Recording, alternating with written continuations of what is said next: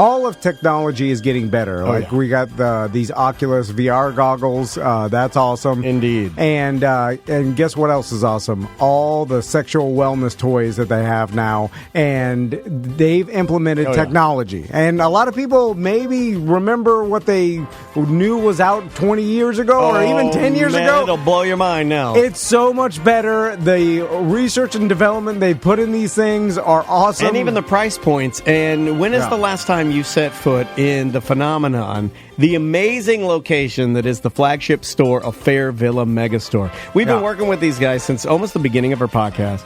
A legend in Orlando when it comes to sexual wellness, being, healthy when it comes to the sexual side of things, and one of the best staff on the planet. You walk in there, they walk you through the process, no judgment at all. Yeah. Whatever you're into, as long as you're not hurting nobody, you walk in there, you talk to them, and you can make it happen. Yeah, whether you want to, do something with your partner or by yourself. Yeah. Like maybe you're like, hey, there's some really cool stuff to do stuff to yourself with. Some solo stuff. That they put some technology in that it'll blow your mind if you just see what's available. And Daniel's absolutely right. Just walk into Fair Villa Megastore and their staff will help you. They're super knowledgeable. Costuming, maybe you're going to music festivals and you like you're kind of into that. Electric music is hotter than it's ever been. You want to dress up and party. They got you covered on that front. Whether you want some lingerie, bra and panties, that kind of stuff for guys. That's funny, novelty gifts. They got it all. And plus, it's just a fun destination to go to walk around with your partner. Just walk around, look at some stuff, have some fun. It's Fair Villa Megastore. There's multiple locations. Find them all at fairvilla.com. Welcome to A Corporate Time with Tom and Dan. I'm Tom. I am Dan. Some call us Orlando's power couple. We're known as that. Yeah. So, Tom Dan. We get called Tom Dan a lot. Mm-hmm. You mentioned on Twitch, we do a little Twitch warm-up before we start recording, and you could hear all that at twitch.tv/Tom and Dan Live. Yeah, it's kind of fun. In fact, I'll just tell you what I did. So I've been working on my mix. Angel from the Monsters hit me up, and he said, hey, I'm doing a lot of these guest guys, tastemakers and professional DJs and people that I know are like doing guest mixes for me. Would you like to do one? I said, yep, my God, I'm honored. So he didn't ask me. I'll do a mix. I'll let him know. You know what? I'll let him know. Well, I don't want to do it now because now I'm an afterthought. I'll let him know. But I put together my first, he needs 2 20 to 22 minute segments. So I put together my first 22, which is like a mixture, like a little bit of rock. It's like rock, country, funky. Like kind of, and I put all those together and I mixed them up and I exported the file. But what I did is I kind of tested it with the Twitch guys. I played a little bit of it while we're kind of setting up in here so they could kind of get it first, right? They get to hear it and say, oh, yeah, that's good, or I don't like that song. Stuff like that. It's pretty cool. But you could have seen that if you were live on Twitch right now. Can I just send him my mix in text? Like, hey, play this. Play that. No, that's not That's lazy. That's lazy. Well, he could just put it in Profit and then just back to back. But it's not a mix then. Well, it's a playlist. There's a difference. Well, and did you curate? That's subjective. And have you been thinking about the songs? Yeah. Do you know? Okay, what are you going to play? All Lagwagon, all no effects. No, Sublime. You'd be surprised. Sublime, Fun. John Jovi. What do you call him? It's John Bon Bob Jovi. Bob Jovi. Starts with Firestarter. By Prodigy. The Chicks? Okay. Firestarter by Prodigy. Excellent. Speaking of the Chicks, formerly Dixie Chicks. So I was that's a good start. All right, so you're going to start with Firestarter, Prodigy. Rest in peace. Yeah.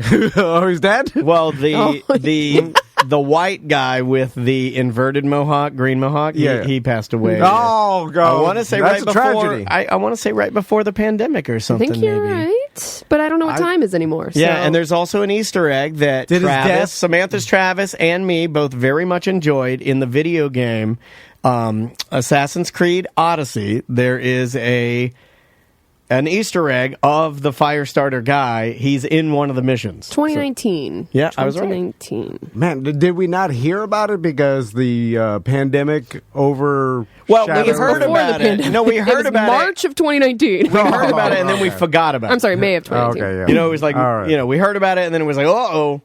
But so anyway, what we were talking about is I was showing the Twitch viewers this mix I'm doing, and the last song I finished with, and I don't mind saying it, is the song Cold by Chris Stapleton. And then I was talking about how talented this guy is. I don't really look at him like a country guy. I just look at him like a really good musician.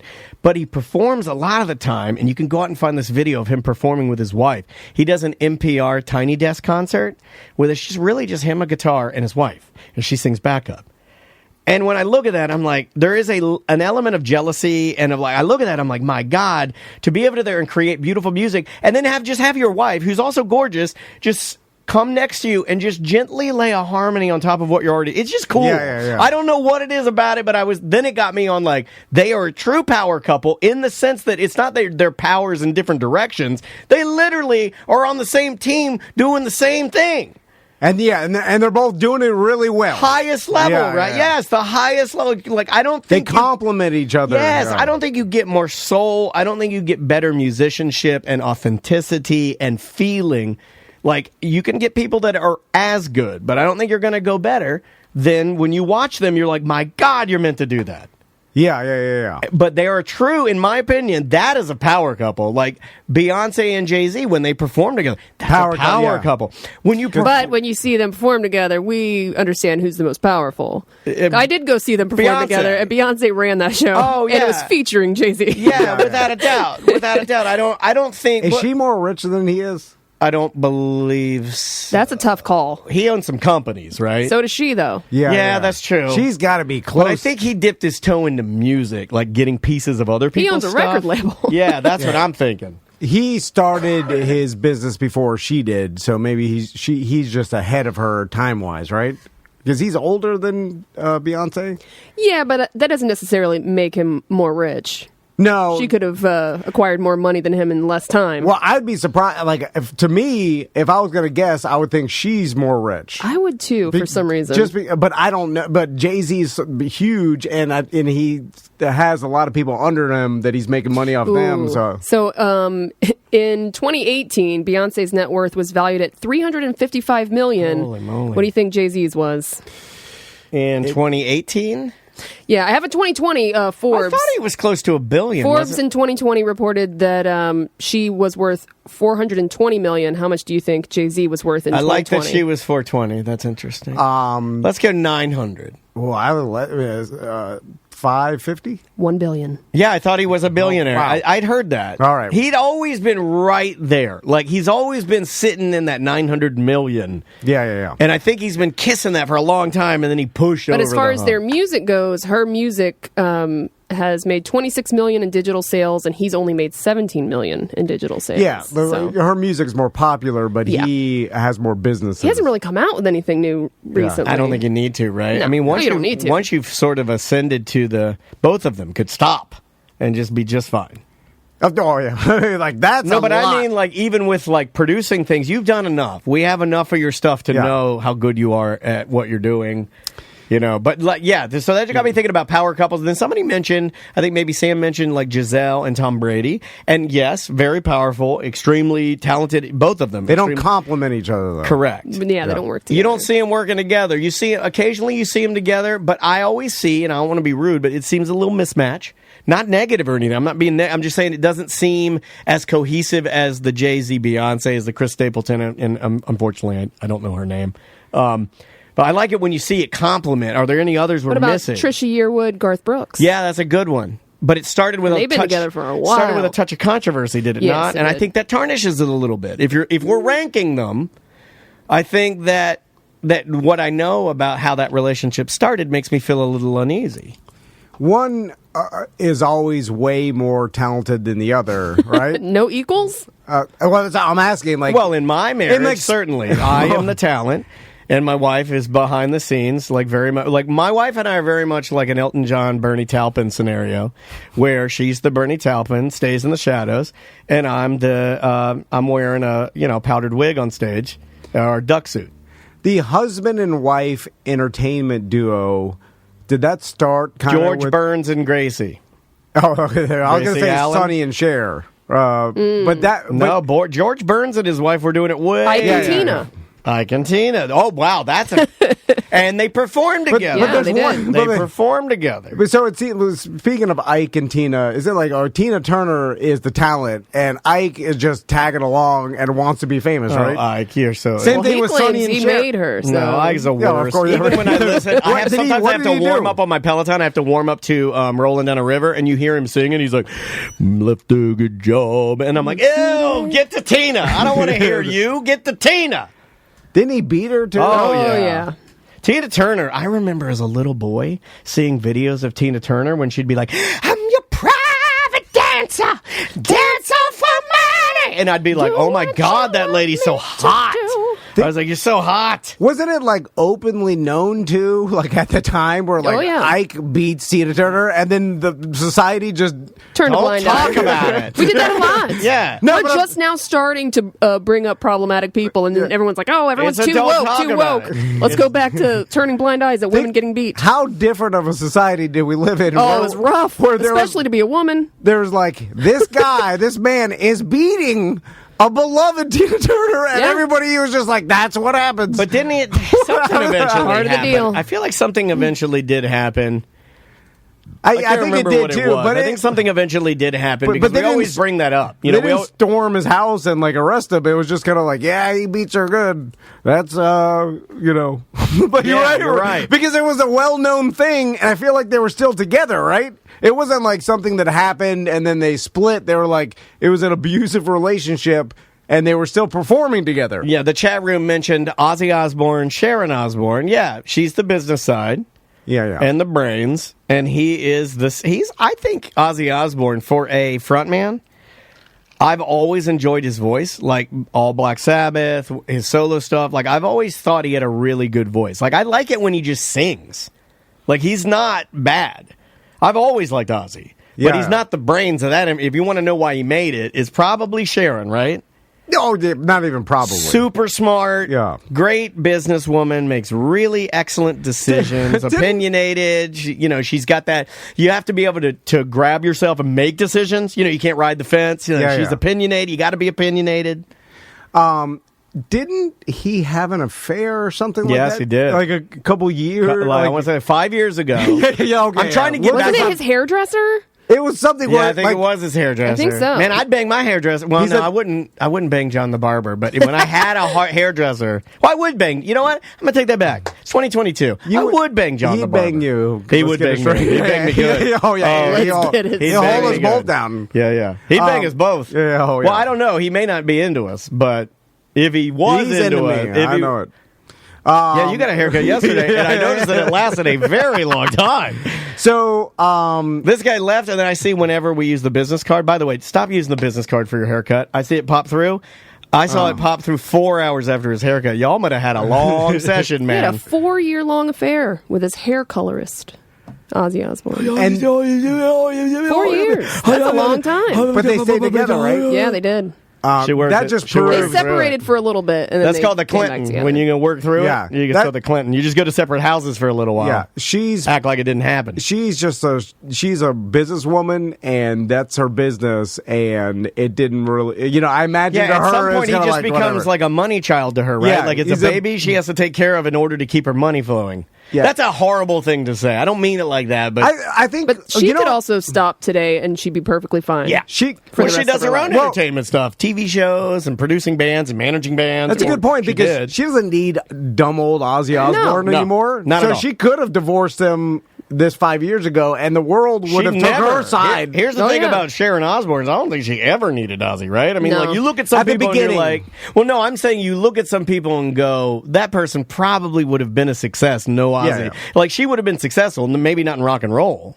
But in the entertainment, maybe not as big in the entertainment industry because, I just think she's smart. The whole reality show springboarded her career, right? Because then people are like, "Oh my God, Sharon Osbourne is running this whole thing," and it probably opened up a lot of business opportunity for her. And then she got into the business entertainment. Yeah, I remember when kind of Stern broke that. I remember when he'd bring on Sharon and Ozzy.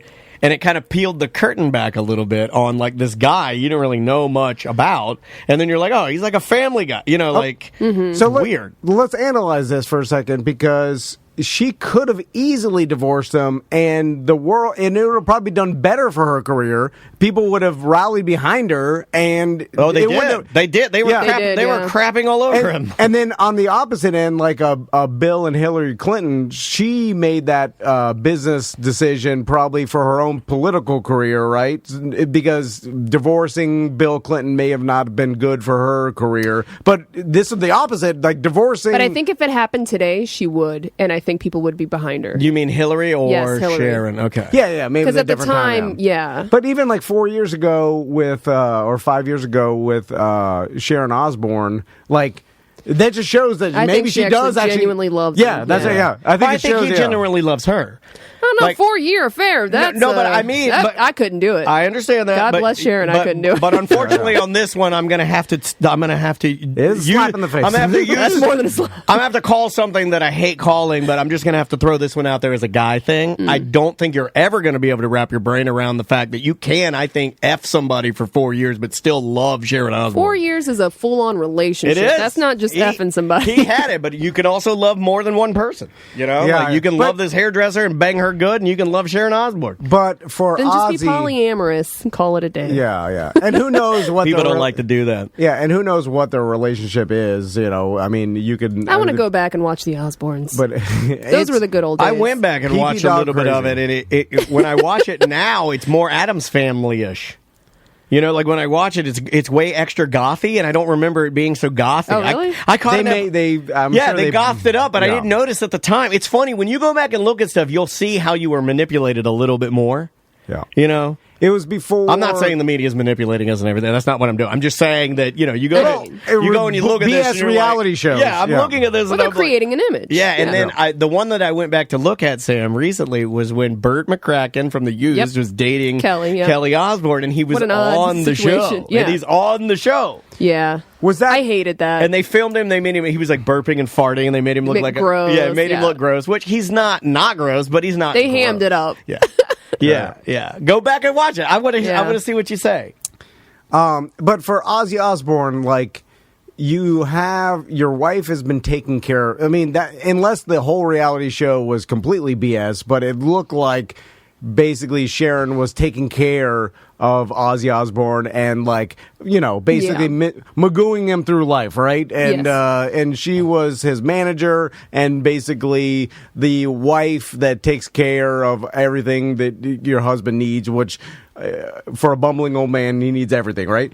So she does all this, and he still cheats. That's what I'm saying. Like, that's a slap in the face. It's like, it's not like if he was completely independent from her and then cheated. I was like, it's worse. I see, because he has a caretaker. It's worse that she's doing all this for him. I will agree with you and Sam on that. I will agree with both of you that yes, that is like if he way more crude. Yeah. Because if he was, or if they just had the partnership of like he did his own thing, but she obviously was doing everything for him, and he's still to cheat on her. That's a slap. But then it makes me think his IQ's not very high. That could be true. I think his brain's fried from drugs. That could be that too. You know, one of my favorite power couples. They don't necessarily perform together, but I think they're in the same universe. If we're using the Tom Van Venn diagram, Laird Hamilton and Gabriella Reese.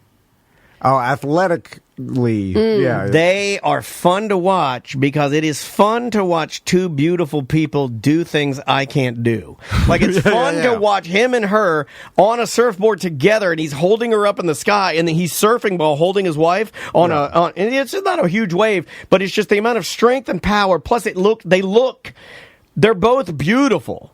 Yeah. So it's just it's just the way things should be. It's like if anybody's going to stand on a surfboard together, it should be them. It should be no one else. Right? I don't want to see two chunguses out there surfing together. I kind of do. Okay, I would watch it, but it's not going to look like this. This is like, man, when I look at that, I'm like, now that's human accomplishment. People are awesome. And I look at that and I'm like, there is no amount of practice I could ever do to do that. No. To have, like, to be surfing on a surfboard holding my wife above my head. It could never happen. How do you do that? You could put a gun to my head and be like, if you don't accomplish this in 10 years, lives. Yeah, I'm like, it's never going to happen. I'll get out there and try. Like, there's no even it's going to be so bad.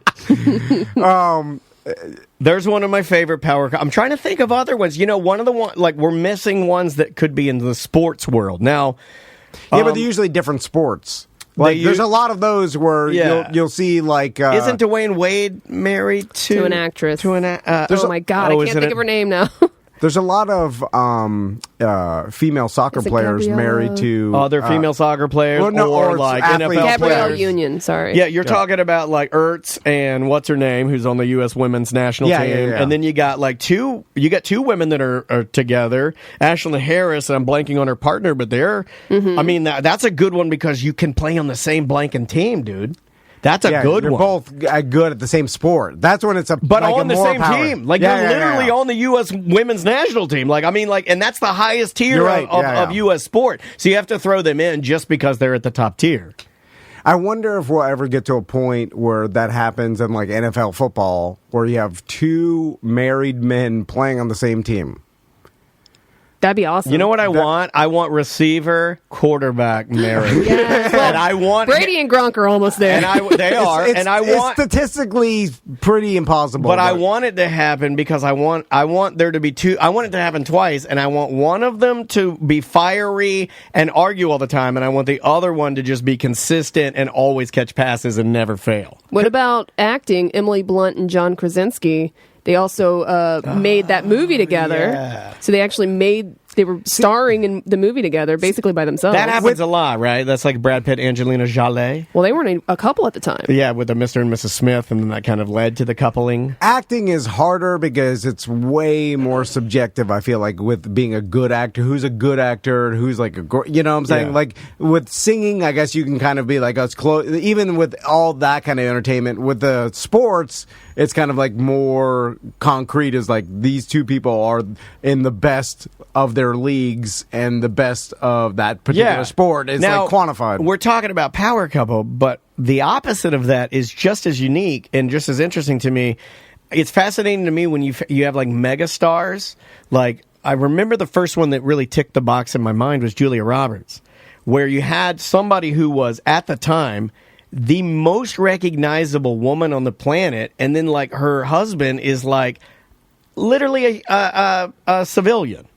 Right. For lack of a better term. A person not even celebrity. I like that. I like it when it's Lady Gaga, right? Or who's the biggest? Okay, The Weeknd. One of the biggest, if not the biggest pop star right now consistently, right? That guy's just pumping out hits, collaboration crazy. He's everywhere. He's coming up with a show. I think it's going to be on HBO or something. Yeah. He's got a radio show on Apple Music. He's all over the place. Is he a weirdo? I think so. Okay. Yeah. I think so. Okay. I think he's really smart, so probably. Yeah, I think he's hyper smart. He's just super smart, eccentric entertainer. Yeah, if you found out that his wife and then you saw her and she was just I'm trying to think of somebody that would be, you'd be what? It was just it looked like just any woman who lives in Montana who just has a normal house.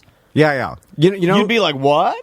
You know who's kind of like this is who's Wolverine? Hugh Jackman. Hugh Jackman. That's always been Hugh Jackman is married to a lady that you wouldn't expect Hugh Jackman to be married to, right? Not that there's anything. Not that I don't know that I know his wife, so now I got to look it up. She's not just an actress. actress. I think civilian. She's his age, and she's just a normal looking lady. And what you mean by that? I understand what you mean by that. You mean looks like us, doesn't look like an actress. She's actually older than him. He's 53. She's 66. Okay, yeah. 66. Holy crap! Wow, that's an odd mismatch. Yeah. Good for him.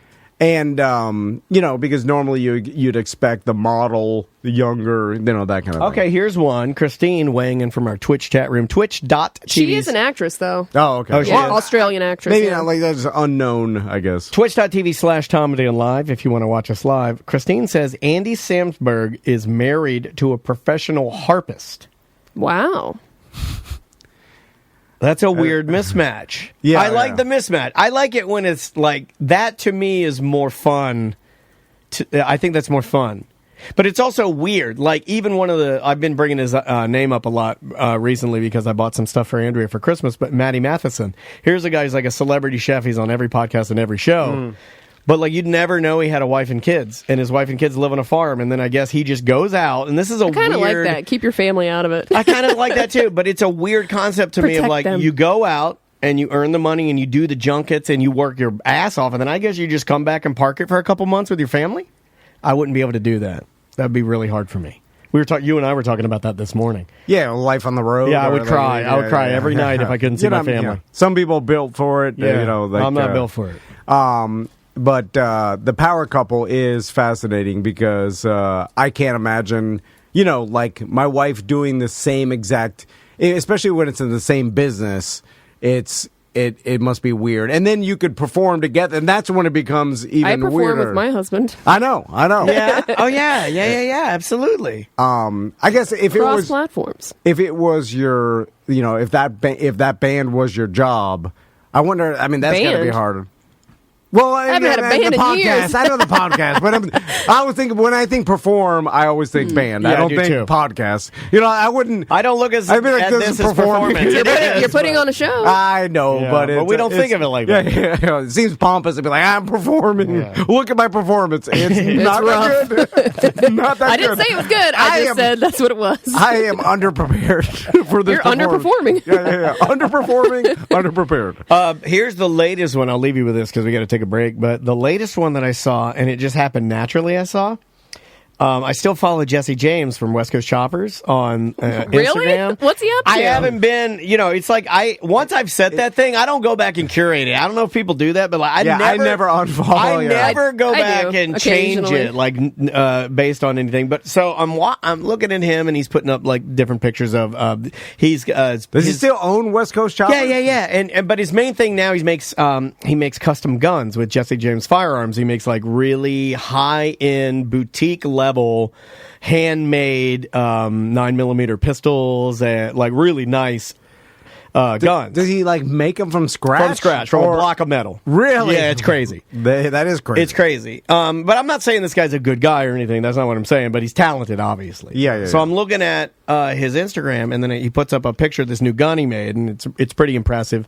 And then I see underneath the comment, somebody comments, and it's got a blue check, and then it's all hearts. And I'm like, wait a minute. I do this all the time, too. Like, if I'm bored, taking a poop, and I'm like, wait a minute. And I look, and it says, Bonnie Rotten Official. Do you know who Bonnie Rotten is? Yes. Bonnie Rotten is the porn star that has the spiderweb tattoos on her tees. Mm-hmm. Everybody knows Bonnie Rotten. Okay, oh, yeah. She blew up years ago. Well, now, I guess she's out of the porn business. Do you know that Bonnie Rotten, the porn star, former adult entertainer, is now with Jesse James, but she is a competitive shooter.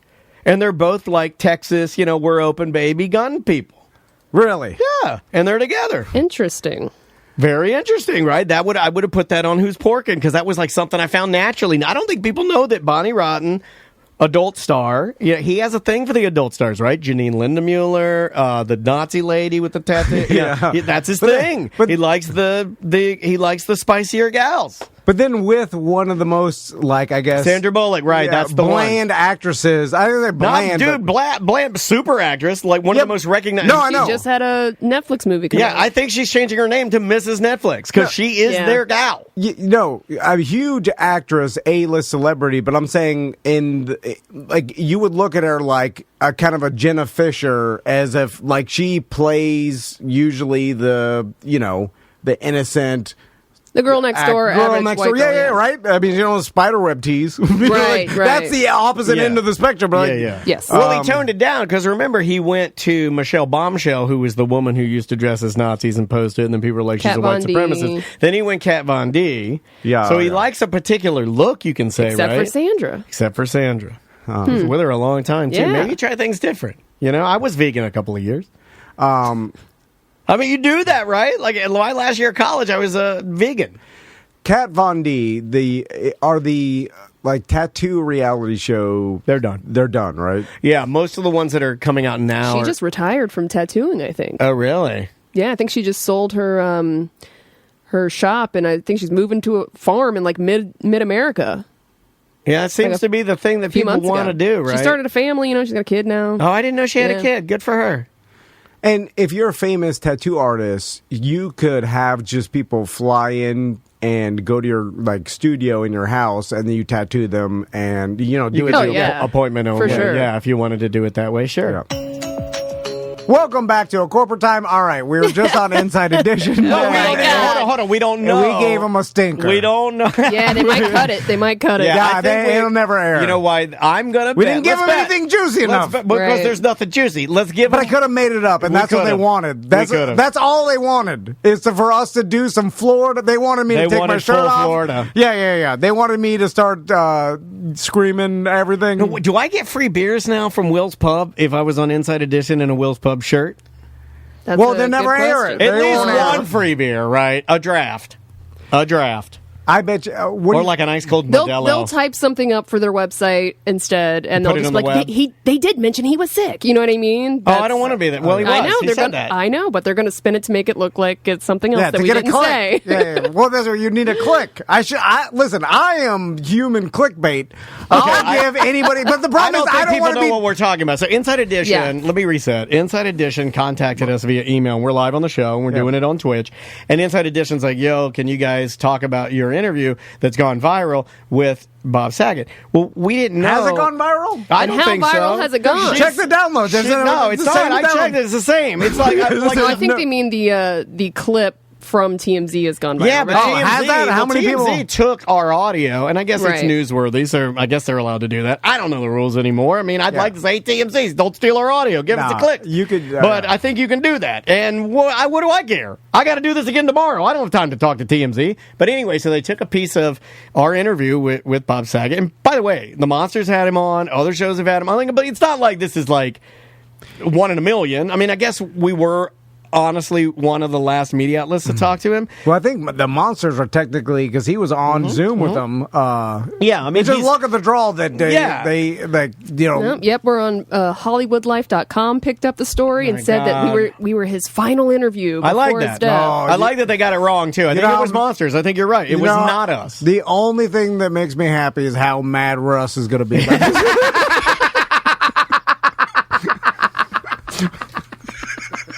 Damn it. It's a Stone Cold Killer over here. Yeah. I'm just trying to make you guys laugh. I know. I'm leaving it in. And I'm saying how I feel. I'm just messing around. Yeah, we're just messing around. It's all jokes. But he is going to be better. He will. The death of somebody nice, though, is never something. I know. Nobody likes that. Everybody at that radio station cares about Bob Saget. Yeah. Now, that is something I know. That is something I know about. Is that everybody there cares about him. You know, he was always kind. Even when we worked on the morning show, he was kind.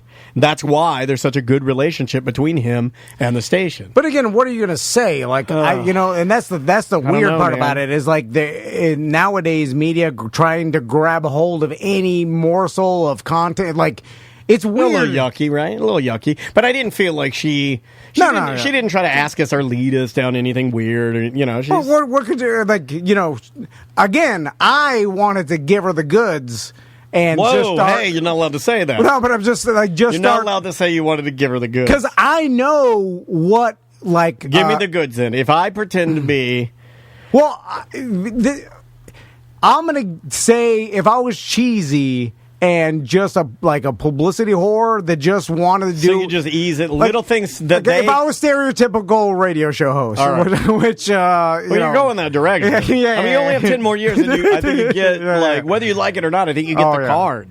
But then you start saying whatever you can, which is hold on a second. Horrible. The chat room is telling me something very shocking. What? The chat room is telling me that. When I framed up the shot, because we all sat on our couch in here, we didn't sit in our normal positions. Right, she wanted us all together. The chat room is telling me that when I framed the shot that you had on your Tiny Dukes and you had a manto, and that you were adjusting yourself throughout the interview. No. Is that true? Is it true that you were... inappropriately moving your chubbies around during... I have... Well, I didn't know it was going to be on TV. I have the short ones. You have the short ones on today. None of us knew. We probably would have dressed a little nicer, looked a little nicer today. I have on a Will's Pub shirt. I wore this yesterday. I didn't want to tell you guys that. And I'm wearing a hat because I didn't want to do my hair. You're wearing... Your shorts are almost inappropriate. They're almost bongo level. They're bongos. I got tiny mercuries on If you stood up, I think your ass cheeks are hanging out the bottom of your pants like the girls in the Fashion Square Mall. Well, that's because they hang lower. Bulldog cheeks. Yeah, I think you. But now I gotta go back and watch the video. The chat room's now telling me that you were full camel toe. Well, now they definitely can't use this footage. Well, maybe That's they'll use obscene for the camel toe. primetime TV. Just the camel toe. Look, they'll be like, look at this man's camel toe. We can't do anything with the interview, but put the camel toe on the web for the clicks. You want to do some voicemails? Or Well, they'll never air that on TV because we didn't give them anything. But then if I gave them something, it would be cheese D, and then our listeners will nonstop clown me, and they'll be like, "Oh, well, they're clowning you now for having a tiny show." Yeah. Well, that's different. And I have on a Dare keep kids off drug shirt. No, we're embarrassing ourselves. Sam's the only one that was actually wearing proper shirt. She had a Tom and Dan shirt. Yeah, but I have a hoodie on over. But it is a Tom and Dan hoodie. You didn't take your hoodie off? No. And show off the golden gooses? I did not show Come off on. the God, golden that's all we got. I covered up. Why? I showed the camel toe. We get Inside Edition is you put on your Billie Eilish sweatshirt. By the way, newsflash, Billie Eilish. We can still see them. You got to pull those things out. They're glorious. And why is Billie Eilish hiding those things? Because she doesn't want to be sexualized? Okay, I get it. But you're beautiful. I think she was hiding them when she was underage. Yeah, she did do that. She should hide them when you're underage. But She did. Look, at 21, 18, you're a good-looking lady. Freedom, power. So we'll see if that goes on, and but I highly doubt it. Yeah, because there was no way I was going to start going into giving them what they want because it's too cheesy, dude. It's too cheesy. But again, because I can't with a straight face be like, not gonna do that. I don't know. He was sniffling, and he said he took some Dayquil. Like, what? That has nothing to do with anything. We're not like that has nothing to do with his passing. I don't know if it does or not, but I'm not going to start speculating about his health on a show when we interviewed him over the phone. But I'll be honest with you guys and share something I talked about earlier, where I just said, like, I don't know, man, like in the long lines of like tragedies that we've had in Orlando over the past, let's say, 10 years, or 15, whether you say like Casey Anthony, Poltz. I mean, I'm not comparing them, but it just seems like is it because of the amount of people we get here? Isn't that weird? It's just weird that it's Orlando. Yeah. I'm not at all comparing. I'm just saying it just, you put that one on the timeline, right? Of like, oh, where were you when, because, somebody used a phrase this morning on one of the like Good Morning America or whatever, where they said, America's TV dad. Yeah. Do you agree with? I agree with that. For my generation, at least, whether he caught you on America's Funniest Home Videos or you got him on Full House, there wasn't one kid I knew of, or at least that I grew up with, that didn't gravitate to one of those shows. Yeah, even if you didn't like Fuller House, because I can see you thinking it's cheesy and I'm not into it. But there wasn't one kid I grew up with that didn't like America's Funniest Home Videos with Bob Saget. Not one. I feel like if you're 35 to 45, he's got you. Maybe older than 35, because. Sam, when did you watch Full House growing up? Yeah, okay. Yep. So, right I'm around the same age as the Olsen twins. What? Really? Yeah. Well, how old are the Olsen twins? 35. Oh, okay. I said they're the same age as me. You could have just asked me how old I was. I wanted to ask the older because I felt it disrespectful that I didn't know your age. The I've known Olsen you twins. for 15 years. This is a hot take. The Olsen twins look way older than you. What? They're smokers. I quit are smoking. They really? Yeah, they smoke crazy. They still smoke, dude. At the I forget. Well, hold on a second. One of their weddings. I respect it. The one that was just married to the French guy. At her wedding, she had packs of cigarettes and ashtrays on each table. Like at the dinner table. I don't know if that's trashy or cool. I don't know where I'm at on that. A little bit of both. It's awesome sad. It is awesome sad. Write that down for Awesome Sad Awards. That's good. I didn't know they also twins. I did not know they still smoke. That's blowing my mind. Right now, 2022, Danny Dennis sitting in the studio. They cigarettes. Smoke. They love them. They don't vape? They love them. Cigarettes. I love cigarettes. Cigarettes are one of my favorite things in the world. Maybe with enough money, you can somehow... do something about the cancer. I remember as a kid hearing from like one of my friends that like I thought was like super smarter, where he like broke it down like this. He's like, hey, like in Europe, French people, they do like they can smoke one cigarette a day. because they can keep it under control and it's like not a big deal and they can do that for the rest of their lives. Like cigarettes in France, they don't abuse them like we do. I remember hearing somebody say that to me, and then I remember thinking, I think I can go through life being the type of person that every day I can have one cigarette, until I started smoking them and I realized that I wanted 3.5 packs a day. I was 3.5 packs a damn day. Well, that's the same thing with wine. A whole glass of wine good for your heart. Well, good luck with that. So how many cigarettes are the Olsons chugging? Because Danny Denny, I was the greatest smoker on this show. Nobody could outsmoke me. Sure, yeah. I was 3.5 packs a day. That's too much. 3.5 packs of cigarettes a day. That's gross. I could smoke 20 before 10:30. Come on, too much. Loved them. Yeah, you could have loved them. Anything in moderation would be fine. You could, one cigarette a day for the rest of my life, and I'll be all right. You could have a couple cigarettes a day for the rest of your life. You'll be fine. Everybody in the chat room is just going sideways on how disgusting I am. Yeah. Well, yeah. I mean, and I stopped. You like a couple links of sausage a day, but you start having 5 pounds in the morning. You know, like then you're okay. What'd you ever get up to? Because I know I always trounced everybody. I only ever broke a pack a day when I was like partying. Yes, yeah, that's me too. But I didn't hardly ever. I was 2-pack easy for a long time, and then something accelerated it. I smoked when drive to work in the morning, right? And then maybe a break at the radio station. And then, but really the most disgusting smoking I did was at bars or partying. Right. Then you start I'm nervous smoking. Chain smoking. I smoke 10 cigarettes and then you get drunk and then you feel poisoned. That's the worst hangover the next day. The alcohol hangover and mixed with the alcohol and the cigarettes mixed together, it's the worst hangover. I used to go down, and I think you even commented on this one time. I think this might have led to our friendship, where you made a comment about me smoking so much because I would run downstairs with you guys to smoke.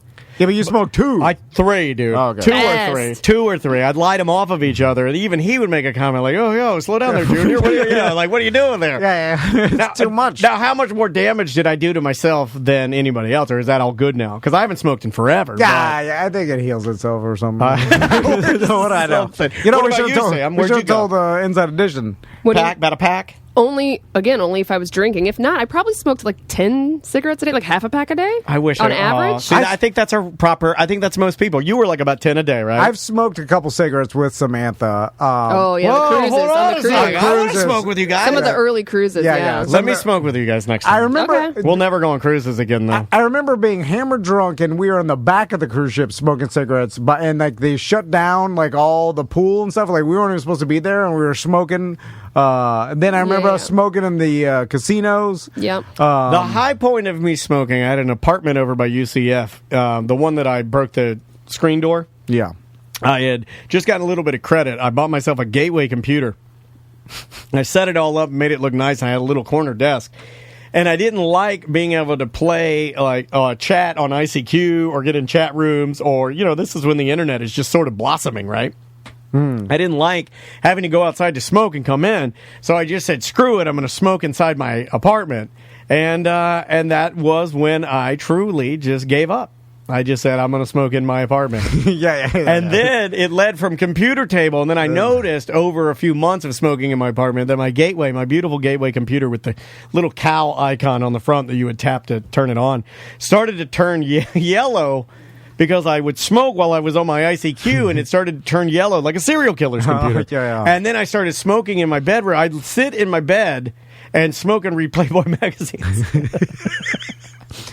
See, even my God, that's trashy. Even my mom now smokes outside, which I thought she'd never do in my entire life. I thought she was smoking inside the house forever, and she now has adopted. I'm going to sit out in the porch and smoke. And so, who smokes in their house still? My grandma. Plenty of people but do. I'm saying young. Are there any 25-year-olds? I think it'll come back around. That smoke. When's the last time you've been to a trailer park? Yeah. But I think I'd smoke in a trailer, right? That's not really a house. It still stains the walls. Oh, yeah. Is there any way to stop it from staining the walls? No. Yeah. You'll just have to constantly clean them. There's no, you mean to tell me in this day and age where I can put a VR set on and smoke a cigarette while I'm doing VR, you mean to tell me they can't make some sort of a device that I can blow my smoke into that'll ionize it or take out the yellow? Or Come on, they gotta have something, a mask I can wear. Yeah, but I think no one who smokes inside their house cares about them. You know what I'm saying? Exactly. If you're willing to smoke it at that point, because then everything smells like smoke. You could just walk outside inside, like 10 feet, right? And then smoke outside, but you choose to smoke inside. And at that point, you have chosen poorly. My wife asked me if I ever smoked inside my car. Oh, yeah. Oh, yeah. And I only had a few cars that I smoked inside of.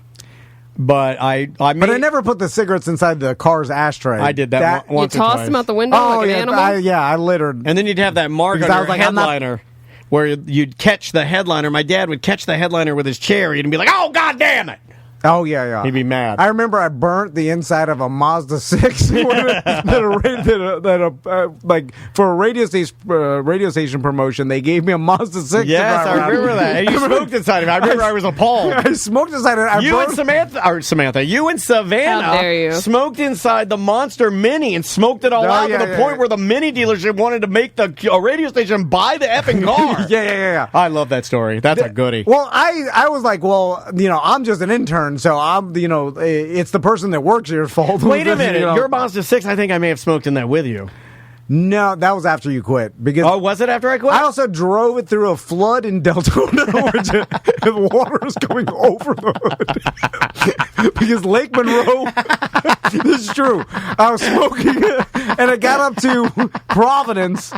No, it wasn't Providence. I think it was DeBerry Avenue. It was whatever. I think DeBerry is the first, that exit 104, right? The first exit of Deltona, you get off, and I took a left because I lived off Providence. When you come off that exit, you're the same level or lower than the river. Like, you come out and you're lower than the river. You're like, oh, God. Like, it rained crazy and Lake Monroe flooded. So, like, I think DeBerry Avenue was all flooded. Yeah. And I remember, like, this big-ass FP&L truck, like, went through, and I was like, well, I can make it through. I have a Mazda 6. This is a 6, for Christ's sake. Not a 7. 6. And I remember, like, the trick is you can't stop, because if you stop, then the water gets in your exhaust, and then it'll conk your car out. Oh, is that the trick? Yeah, so you never can stop. So even when water's coming over the hood, you have to keep moving forward. You got to keep gunning it. Even if you run into something, just keep your foot on the accelerator. You can't let that water get in. And I remember I was going, and I was like, all right, it's not that bad. And I was like, oh, it dipped a little bit, and then all of a sudden it started coming. And then water was getting into the door jams, like coming like... And I remember, like, burn the headliner, water. I love it. And it was a free car. I love that. I love that. I think I had like 1 mile when they gave it to me. And then I remember when I returned it. It had like 1,000 miles on it. It stunk like crap inside. Like, it smelled like fast food and cigarettes inside. I was like, I cannot let anybody. Did you get it cleaned? No, I was poor. Before you turned it in? I was dirt poor, and I didn't care about my job. Obviously, I hated my job. Hated it. Like, it wasn't my, like, they gave me the car to drive around the radio station making the money, so I was mad about that. You know what I'm saying? I didn't give a damn. But I was too awkward to, like, have them inspect it or whatever. So I remember I told the guy, because he's like, hey, can you drop it off by 5? I showed up at like 5:10. No, 5:10. And I'm like, man, I just missed you. I'm going to leave in the parking lot, put the keys underneath the tire on the back tire. And then I would have gone more elaborate. I was like, I had my intern run it by, but he smokes. I hope he gets it there. Blame it on him. And then I remember I lied. I left Crystal's Queen trilogy CDs in the. Oh, can't forget the Queen trilogies. And the dish changer. This is before streaming. And she was mad because I want to listen. I want to ride my bicycle. And I remember just like, do you think you can go back and ask again? I'm like, no, we're getting nothing back. I'll swing it for you. Here's a killer queen. Roll on with a laser beam. 100 miles at the top of the plane. Going to blow your mind. Here, this is for you. You'll like this one. This will solve a problem in your house. Hey, Tom, Dan, and Sam. Hey, bud. In reference to Tom asking what you do with the Lego pieces and who wants just random Lego pieces. Actually, a lot of people want random Lego pieces, and also people sell and buy it by the pound, like if it's drugs. So there you go. Don't just throw away the Legos. Once your kids are done with them, bag them up, sell them on the streets. No, apparently there is a website where you bag your Legos, you weigh them and send them to them, and they'll just give you money for the weight of your Legos. They put them back in, they clean them, and then recycle them and resell them. The Lego company? No. A secondary company buying Legos. Third-party dealer. Yeah, almost like reselling your video games to GameStop, and then they sell them. How much do they give you per pound? I feel like a pound of Legos is a lot. That does seem like a lot. That's got to be a gallon Ziploc bag. More than that. It depends on the size of the piece, right? Yeah, I guess so. If it's those little dots. Oh, yeah, the hats. Yeah, the little hats. Like Tracy's doing a whole map of the hats. That nothing would drive me more crazy than to stick on 1,000 little Lego hats of different colors. Yeah. And then look, the world. You know what's better than that? A real map. Yeah, I can see it online. Yeah, I mean, it's useful. Like, this has no points on it. Yeah, I just feel like they're not. Sorry, Tracy. They're not giving you that much per pound. Like what, $1 or $5 a pound? I don't know. Like less than $5, right? No idea. Anyway, it's Tactical Hat is saying, I'll estimate a pound of Lego is probably 500 pieces. Well, again, though, Daniel's what size pieces? Yeah. Like I'm saying, standard Legos in a gallon Ziploc bag, filled to the packed. I would say that's got to be close to a pound, right? I'd agree. We got to get out of here, buddy. Bye-bye. Welcome back to A Corporate Time. Let's do some voicemail. Let's do some voicemails indeed. The chat room is just obsessed with your plums today. They're just, come on. They're all about Tom Van's plums. If you'd like to leave us a voicemail message, you get two ways to do it. 1-844-TOMNDAN. Show at tomanddan.com is the email address if you want to drop an email, and our Mediocre app, or there's a little button in the app called Mediocre Messages. Slam that button, talk into your phone, and it will send us a voicemail message like this one right here about gas tanks. Hey guys, I just listened to the OG show. Remember Fartogram? You're talking about the gas station tanks. The 7-Eleven in Oviedo just replaced their tanks. I think it was 2 of them, about the size of a short bus, maybe a little bit taller because it has some kind of feet on them. But yeah, 2 giant tanks, and there's a big old hole in the ground. They had to close the filling area for, it was like a week while they dug everything up and switched it all out. There we go. So the tanks are real. Because remember I said I've never seen them put them in the ground. And I thought they just would dig a hole and just fill it full of gas and then just put a hose in. And this guy calling in to confirm that I was, dumb old man, I was wrong on that one. So, we already talked about it, but eventually it's all going to... I wonder, what they'll repurpose the gas stations. And again, I have no idea, but I assume... CBD shop.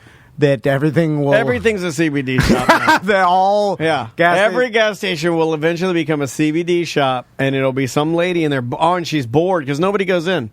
Nobody goes in a CBD shop. There's quite a few Latin restaurants that open up in old gas stations. Yes. Yes. The lechoneras. Wait, what'd you say? What is it, lechoneras? Lechoneras, that sounds delicious. And then there was a Chevron near my old home that now is a bakery. Still have the gas pumps there.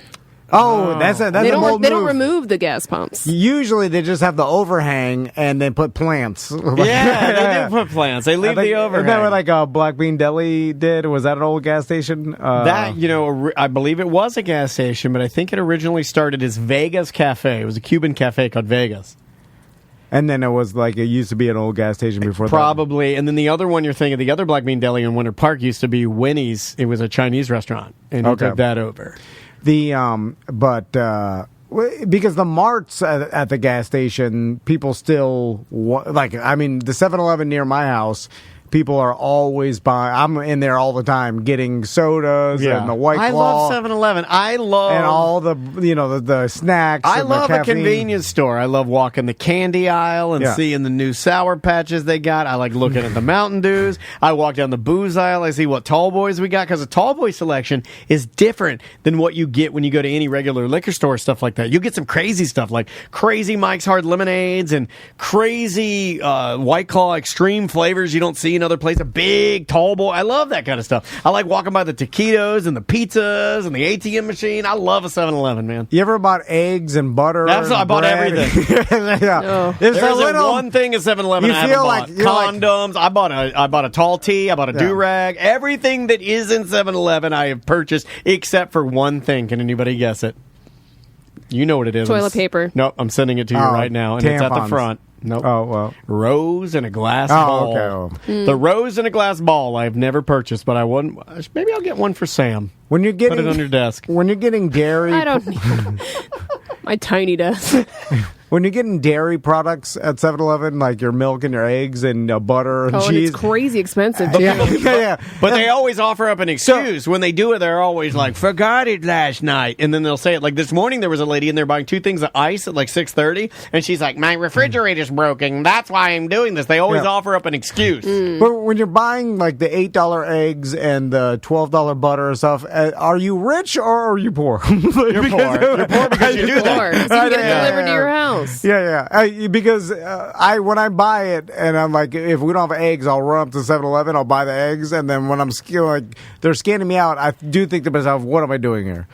Yeah. No, I know, but I could just. You're too hard on yourself. I could run into Publix or a grocery Now store. my wife will do that. My wife will Pretty never quickly. Yeah, I guess that's just bad at life, right? Just Yeah. because it's more convenient for you to go to the 7-Eleven. Andrea Yeah, will too always lazy. go to the Publix, never the 7-Eleven. Here's another thing that drives me crazy with my wife. She will never, under any circumstances, have food delivered. If we get any food around That's this nuts area, to me. she will get in her car and drive and get it because she likes the ability to check the bag at the venue to correct the order, and it makes sense. I always thought, this drives you crazy, it's so stupid. And then finally one day through an argument, she was like, well, when I get there, I can check the bag, see what's in there, make sure everybody's thing's there, and then drive it Has back. she ever caught anything that was wrong? Every time she goes to do it. It's like It's never happened to me. Like every time she goes, If they don't it's have like something, they'll let you wrong. know, and then they'll ask if you want to substitute it with something else. And then if not, then you just don't get that product. During the beginning of the pandemic, I'm not talking groceries, I'm talking fast food. Like if you're ordering at Uber Eats, not groceries, she'll have that delivered. But like I'm talking like we do not Uber Eats. There's no such thing as that in my house. Believe me, I would like that. Because there's something very neat to me about like getting on an app and hitting the But button. that's also crazy expensive. My wife will not do that. If we order, for instance, there's a pizza place right next to Taco China that we like called Pop's Pizza. Shout out. They have a pepperoni pizza. It's really good. They use beef pep and pork pep. It's phenomenal. If we order that, we could have it delivered or Uber Eats or DoorDash or something like that. Andrew, no. She'll get in her car. No matter what, get in her car and go and get it. Every single time. I need to teach Andrea the joy of being bad at life. There's joy in that? There is joy, Samantha. There's but joy in everything, Tom says. It's a book coming out later this year. It's the same joy that like the Joker feels when he's burning the money and he's just standing. Just chaos. Yeah, some men like to watch the world burn. Yeah, he's burning the money, and it's like, why are you doing that, Joker? And he loves it, right? So the same thing when I order one Jersey Mike sub on a Sunday, and I'm out doing $38 sub. Yeah. I'm out doing yard work, and I'm like, I'm hungry, and then I'm like, I could get in my car, a truck, and drive over to Jersey Mike's, and easily order it on the app, and then run inside. That's what she does. Like there's an easy process, but instead I go to Uber Eats or DoorDash or whatever. You bring the food to me. I click on I click Jersey Mike's. I want that. I get one medium Italian combo. Wow. And then it's like That's a good sub, by the way. It's like $8.50 or like maybe I guess Jersey Mike's like $13. Oh, Brock Medium says he has absolutely paid $60 for 2 chicken sandwiches. $60 for 2 chicken sandwiches. And then so Oh my God. it's $13 worth of the order. She'll and then, never do that. She's too cheap. But then And delivery, and I you have deliver told you- and, yeah, and I then have told you you have my to at wife least is tip cheap. $5, yeah. And then, yeah, and then it comes to $28, and then I look at it and it's like you're and then I order. I'm like, and then you're filled with regret, which gives you a burst of adrenaline. Hold on, I'll tell you. Sub, you got to get the sub, and then it's all you feel better. Yeah. But instantly you get buyer's remorse, and then you start punishing yourself. You're like, idiot. This is why you're, why do you do this? Yeah. Like you could eat, like you're wasting money. You're Don't such a tell anybody you did this, you idiot.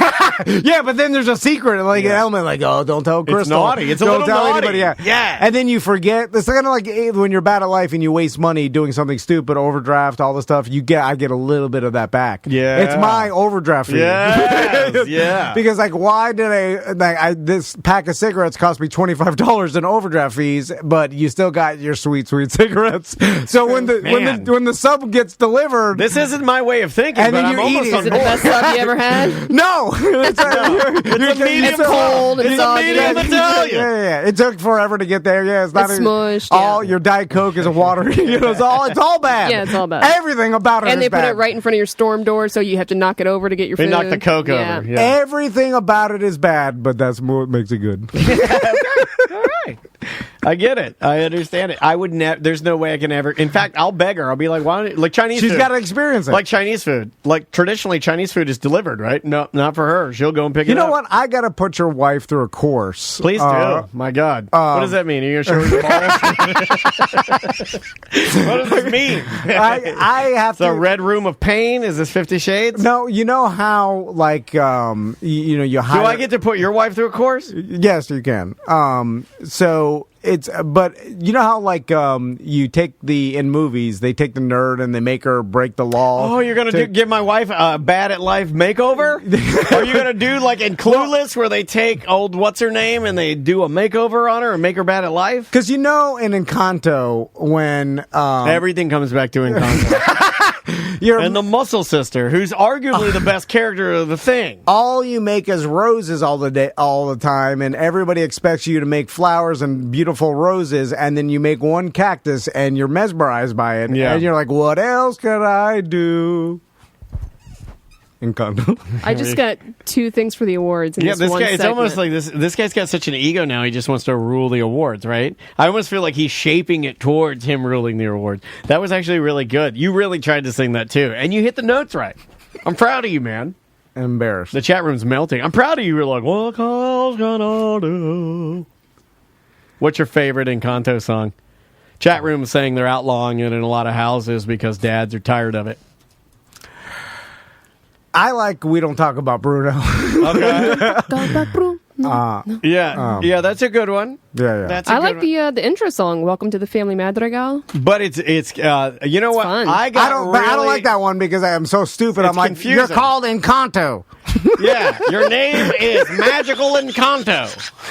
I watched it and I got really okay. Full transparency, I got mega high. And then we loaded it up, and that first song is too much to take when you're high. I'm watching this, like, this is too much. And she's like, and then we got cousin, and they're going through all the different things. Like, so slow down, Lin-Manuel. Like, That's why I liked it. Like, hold on, slow down. You got to ease me into knowing who all these people are. And again, with the mean old grandmas, Yes, Latin grandmas. I knew you were going to say mean old grandma. Dude, I gotta Mean stick old up. abuela. I gotta stick up for abuelas. They are making sweet Latin women look Well, they're mean tough. as They're hell. strict. Well, Yeah. someone's got to be the tough person in the family. But they're and- all mean and they're all tearing their families apart. Yeah. But all the men are weak. Yeah. The Latin They're the grandma, matriarch. she's got to be the tough one and get these people to work. You know, and the one that changes into everybody, the long-haired brother who can change. He can. Yeah, the more You don't get much of him, right? Like he had like the best power. Shapeshifter. he did have the best power. Yeah. like, all right. I mean, I guess the ultimate strength is good, but there's like the flowers useless. And he didn't do anything that anybody that had that power would actually do. Like the first thing I would do is change myself into the Muscle Sister and then take all my clothes off and run around on the screen. That's what you do. If you have that power, I guess they can't show that in the film. Not very realistic, in my opinion. Let's do one voicemail. All right. Just one. Let's do this one. Hey, Tom and Dan, BDM Eric here. I just wanted to chime in on the Lego conversation. Dan, you and Andrea are both right and both wrong. You know, yes, you should be able to take your time and build that thing as slow or as fast as you want. That's the fun of it. I'm a big Lego guy, and I like to take my time. It's not fun when it becomes a chore. You know, you want to build it at your own pace, and she should have let you do that. However, you can't take over the kitchen or the dining room table for a month and a half. That's just rude. You need to put it in a box or something. Okay, I got to pause him there. That was her idea. I didn't say dining room table. I didn't take over the dining room table. My wife did, and she put it there. And she said, this is where we're doing it for the duration of what we're doing. So I see what you're saying, though, and I am always willing to admit if I'm wrong. He continues. And build a bag, put it in a box, set it on a shelf, get it out of the way.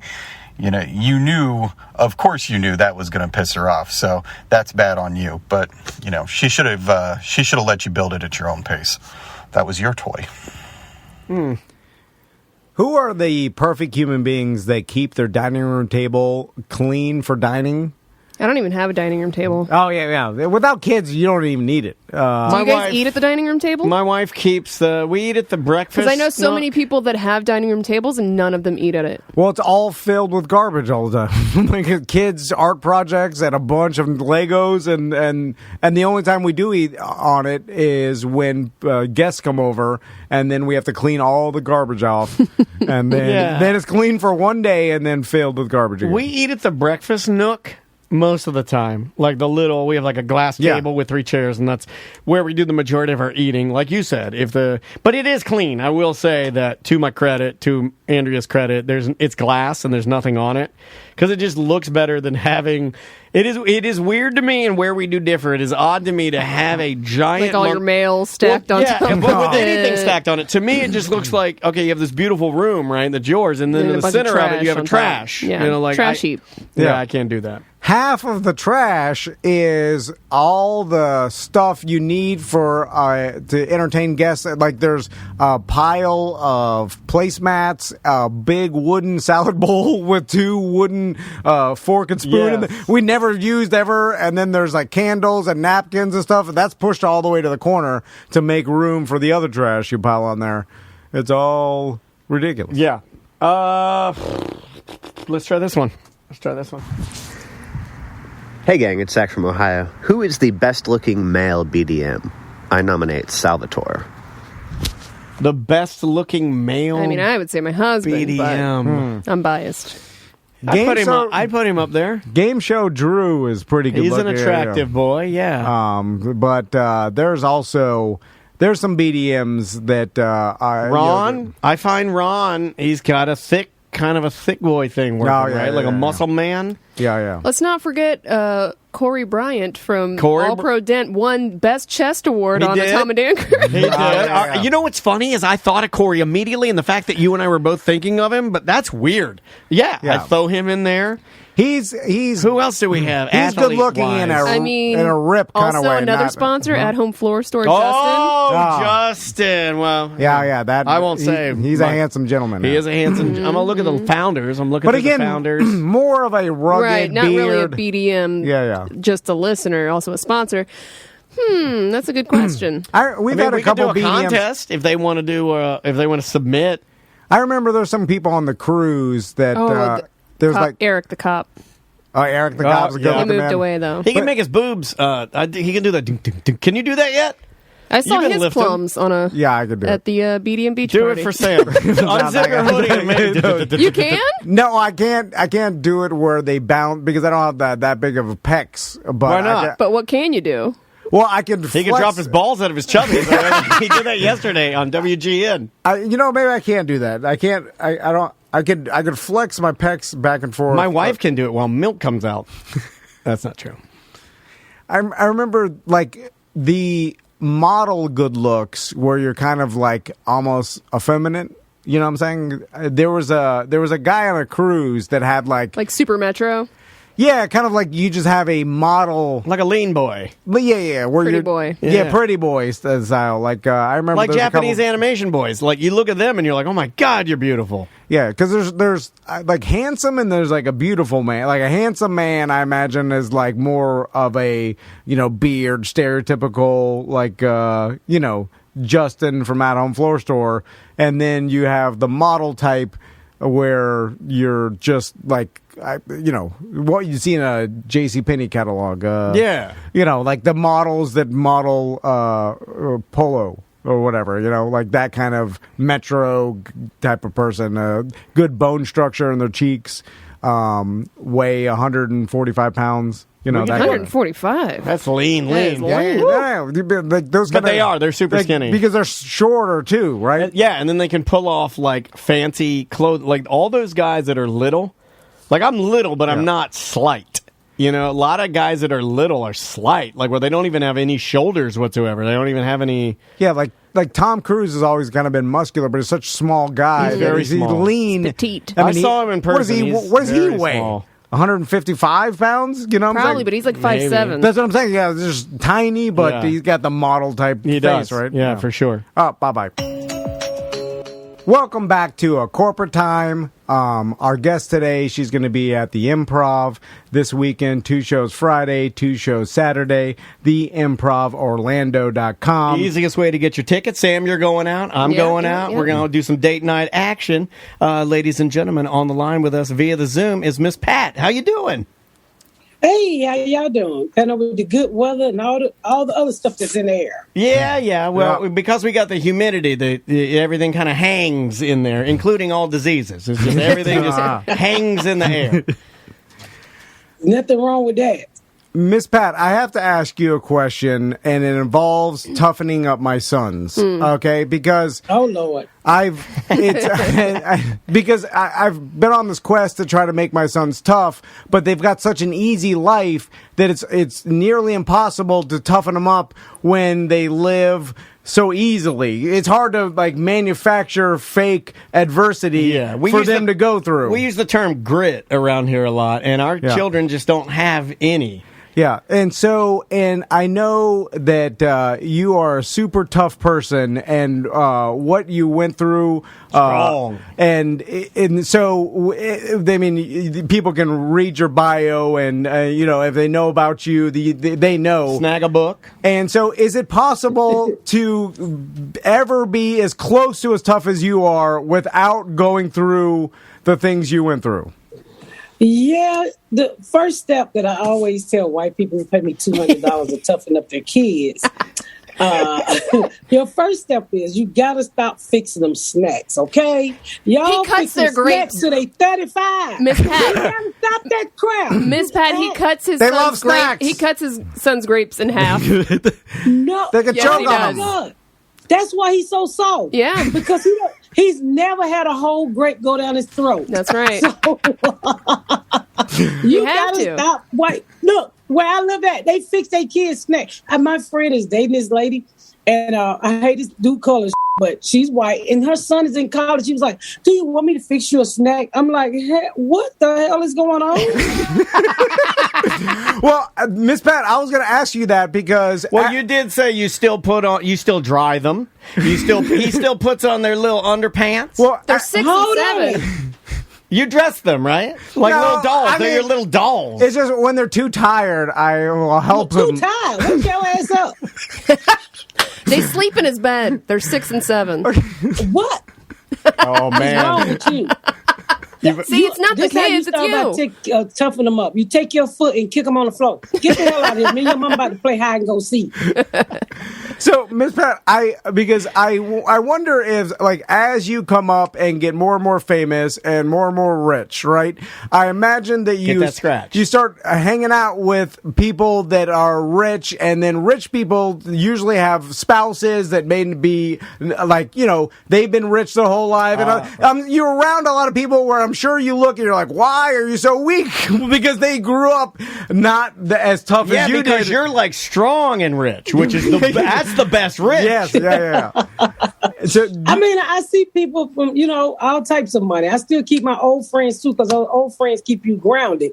So, when I go over somebody's rich house and their kid is walking on their countertop, and I'll be like, you just gonna let that kid walk on their countertop? You ain't gonna uppercut shit out that kid. You ain't gonna run that kid head into the refrigerator softly, but don't hurt him. You don't let him know. Don't you walk on my $10,000 countertop. You just gonna let your kid go in the refrigerator any time of day and drink a half of water and leave it on the counter.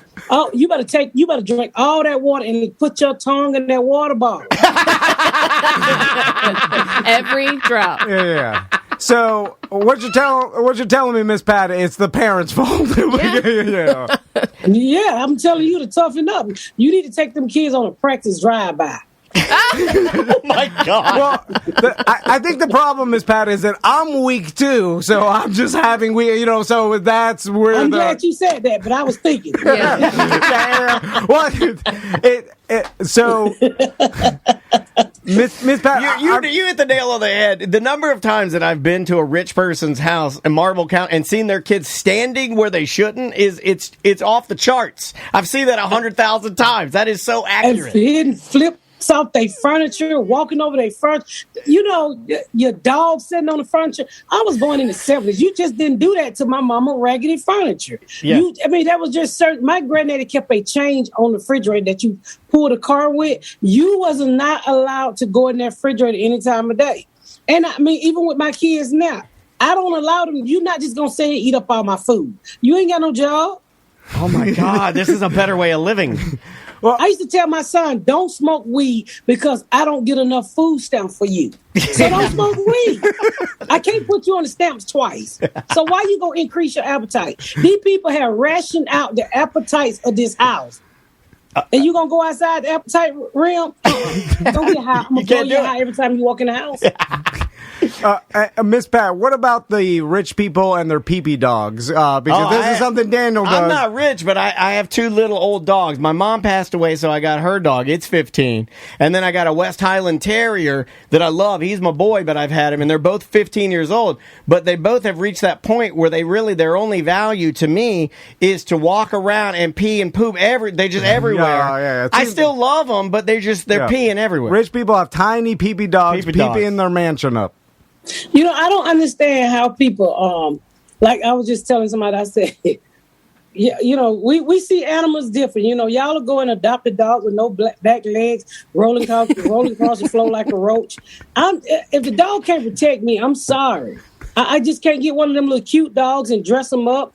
And first of all, I don't have enough money for dogs and kids anyway. So my hat goes off to you if you got animals. Because back in the day, you could tie the animal to the tree. Whatever you didn't want to eat, you could throw it to the dog. You can't do that no more. You go to jail. Yeah, you will. So if your dog poo-pooed and pee-peeing over the house, sir, it might be time for you to turn your dog into a reef. Yeah, no, I know. I've had that conversation with my wife where I'm like, I'm tired of these. I want to get a dog that does something because these dogs, they don't do anything.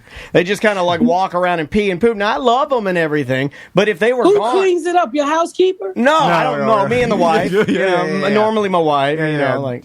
Not rich enough to have someone else do it. No doggy pamper on the dog? I don't like the way that looks. And I don't like the way that looks. I want people to see me with my dogs without a diaper on my dog, because I think if you put a diaper on your dog, I think that might be even worse than even having the dog in the first place. Yeah. You don't want nobody to know your dog should be in the old folks' home. He's a senior citizen. Yeah, they should have that. Where I could just go visit it, and then right before, like my grandfather, it's like I visit it, and right before he asked me to play checkers for Danish butter cookies, I can haul ass because I don't want to play checkers. Yeah, putting a diaper on your dog and then carrying it around is telling everybody you love wasting money. Yeah. That's all it is. Pretty much. Yeah.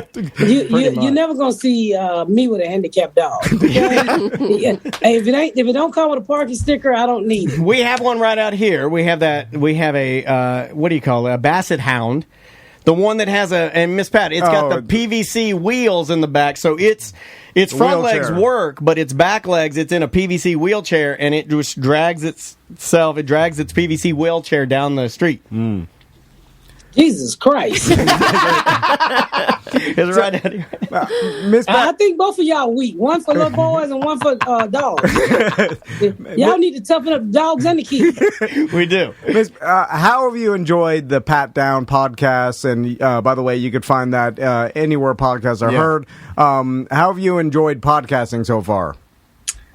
When I first decided to get started, Joe Rogan kind of pushed me into it. I was like, I really don't have time for this. But it grew an audience, so now it's kind of fun. So I'm having a good time with it. My fans are loyal.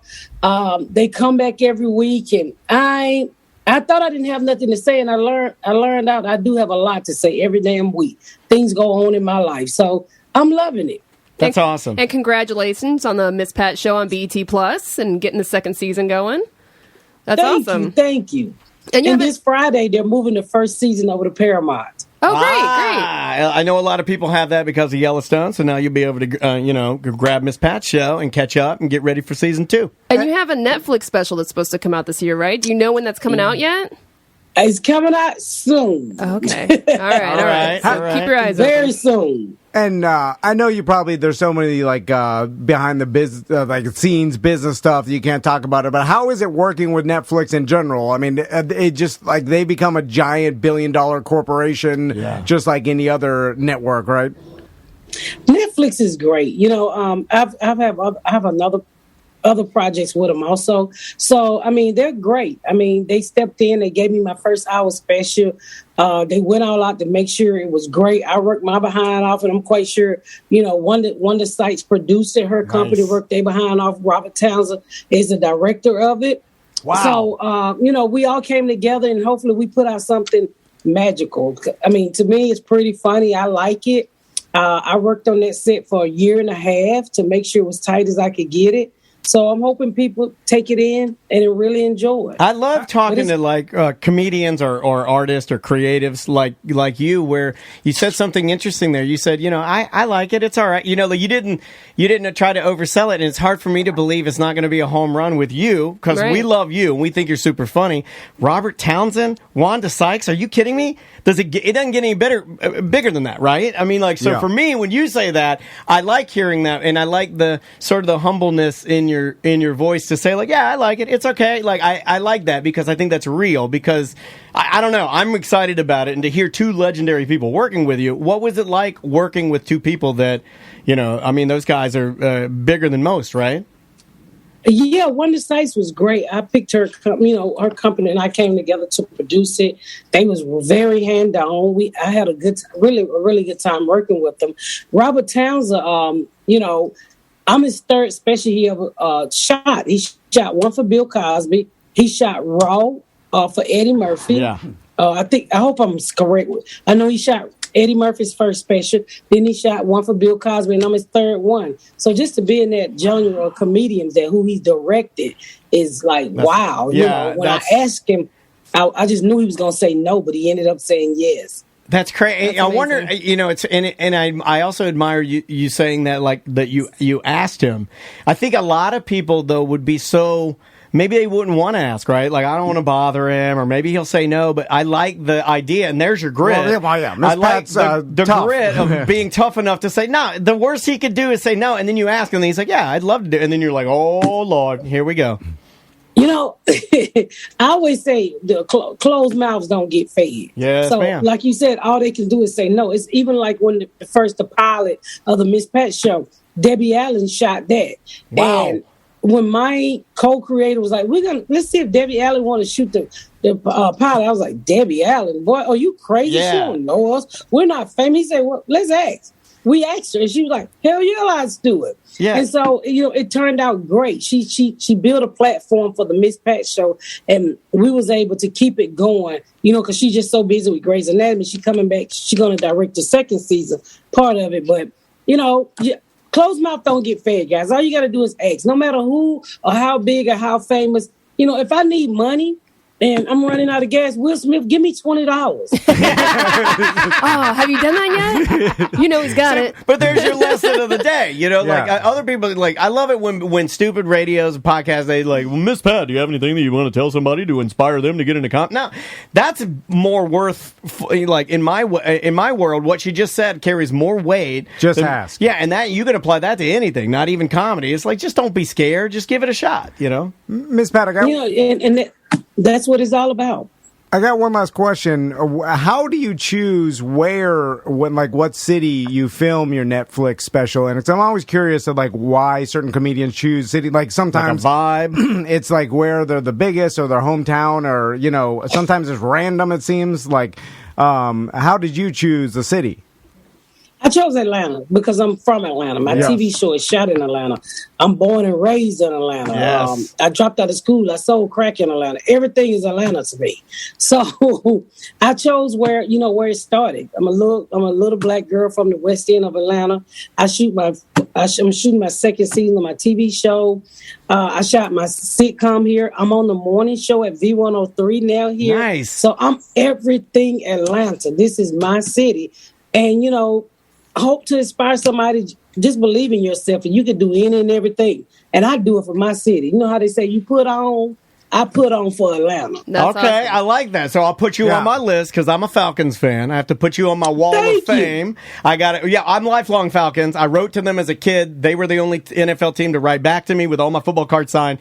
The listeners are sick of hearing my dumb story, but.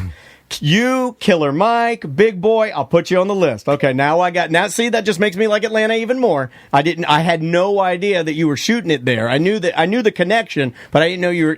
So everything is done there in the city? Yep, everything. We shoot right here in the studio in Atlanta. That's We start January 24th. Very, very cool. Got 10 episodes. I shot this, like I said, I shot the special here, everything. I'm on V103 in the morning. You can tune in on the Odyssey app and listen to me. Everything Atlanta for me. I'll be in there on vacation. That'll be awesome. I'll definitely do that. Pat, do you ever look back and say, look where I am now compared to where I was? Is it, or do you just work and grind and never stop? And do you take the time to appreciate like a reflection, a moment of reflection? Like how far you've come? Yeah. No. People ask me that all the time. They're like, have you taken all of this in? No.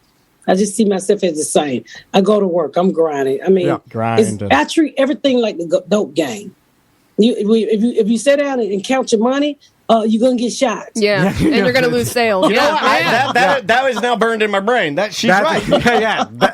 That's so awesome. I treat everything like my drug dealing days. It's all about working. This is just a puzzle, and I keep adding pieces to my puzzle. And so, I don't have time to reflect. Oh my God, I'm famous. Oh my God, I did this. I did that yesterday. It's what am I going to do today? Yes, ma'am. Yeah. I love that. It's awesome advice. Miss Pat, thanks so much for talking to us. The Improv, theimprovorlando.com. Sam and I will be there Friday night late. Yeah. I can't wait to see the show.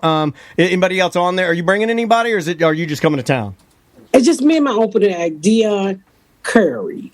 Oh, Dion Curry. Oh, okay. Very cool. Have we had Dion in here? No, nope. not Dion Curry, no. And that's not Dion Cole. I said right. Curry. Right. Yeah. We've had or DC Curry. We've had almost everybody in here. Hey, thank you so much for the time. Enjoy your time in Orlando. We're glad to have you, and hopefully we'll get to do this again, okay? Thank you, sweetheart. All right, take care. Bye-bye. You too. She is so sweet. Yeah, Dion's on her podcast. If you guys want to check it out. That was absolutely awesome. Oh, she heard me say she was sweet. I didn't mean to do that, but I'm glad she heard it. Yeah. Well, that was all. Man, we're having a fun week. Yeah, she is a great personality. She is what we call a bad bitch. Yeah, she's a bad bitch. Yeah, she'll I was going to curse her. She'll get you. She'll F you up. Don't mess with her. Strong. It's funny because, man, I so envy smart businesswoman, super tough people because I don't know what it is. I think this show is fascinated with that. I think we're fascinated with people that are able to self-make themselves or get out of situations that were bad and make better situations. Because I'm not saying our situation was anywhere near close to that, but we do know a thing or two about having to pivot, right? We do know that. So when we see people that do it on a much higher level, and especially when it's like inner city, my God, and she was forced to. Woman, black. There's a lot of factors, and she crushes it and hits it out of the park. She was a teenage single mom. Yeah. Then she brought in 4 kids that were her sister's kids that got they weren't even her kids. They weren't even hers. She helped raise them. She's been grinding since she was 14. Yeah, I know. And looks great. Yeah. And then it's great that she's finally getting the recognition because she's been around for a long time. Yeah, a while. Damn it, I didn't get a chance to slip in anything about Ari. I wanted to mention Ari Shafir and his obsession with her. His obsession, and see if she had anything to say about his apparent obsession. Do you find, like I do, Tom, when we do talk to men or women that are grinders, that is a characteristic in my mind that is extremely attractive. I admire that so much. Yeah, because I think it's so hard. That's the thing. It's like anything, losing weight or exercising or whatever. It's you've been bringing how to do it, but you've been bringing up discipline lately, or what's the other rituals or routine? Yeah. These are things. Yeah, it's hard to do, So it's like we all respect, I think, or gravitate towards people that can do that because we're like, man, we want to do that, Like everybody wants to be as hard of a worker as Miss Pat, you know what I'm saying? Yeah. And like, but it's hard. So it's like I don't know. We need her to mentor us. I see with her, the mentor thing makes sense because anything like she had a point, I think, in that interview where it felt like she was like, oh, like they know stuff about me, like you can feel it. I don't know if you guys can, but when we're doing interviews in the beginning, there's no roots, we're just kind of floating on the surface, but you can feel it once you've talked to her long enough, because this was our first time talking to her, where you can feel it kind of catch. And then when it caught was your question, we were talking about your sons, and then she made the joke about teaching white people how to have grit. You could feel it kind of grab. And then we were getting some really authentic advice there, that I love it when we have comedians come in and they can she's just genuinely funny. Yeah. She doesn't have to have naturally jokes funny. and setups. She's just genuinely funny. Yeah, because it's real. It's a lot of times she can just be real and be entertaining all day long. And I have to start listening to her podcast because I imagine it's like that, her telling stories. When you go through what she went through, and then it's probably hard for her. And that's like, I imagine, once you start getting more and more famous, there are the element of you start hanging around more and more rich people, and then you see people that didn't, when someone grows up and you grow up in the suburbs, or you grow up rich or whatever, you don't go through, it's hard to go, you don't go through that much adversity, right? Some people do, obviously everybody's different, but if you had a normal life and upbringing, you're so different than I imagine Miss Pat, because she's she has nothing to relate to. Look what she went through. Yeah. And then the normal person are like, well, I had 2 parents. I grew up. I went to private school. When I turned 16, they bought me a car. I went to high school. Just the normal, and there's cushy. And there's nothing bad about that. No. That's what everybody, I think, wants to have. It's a Miss Pat reality. would have rather...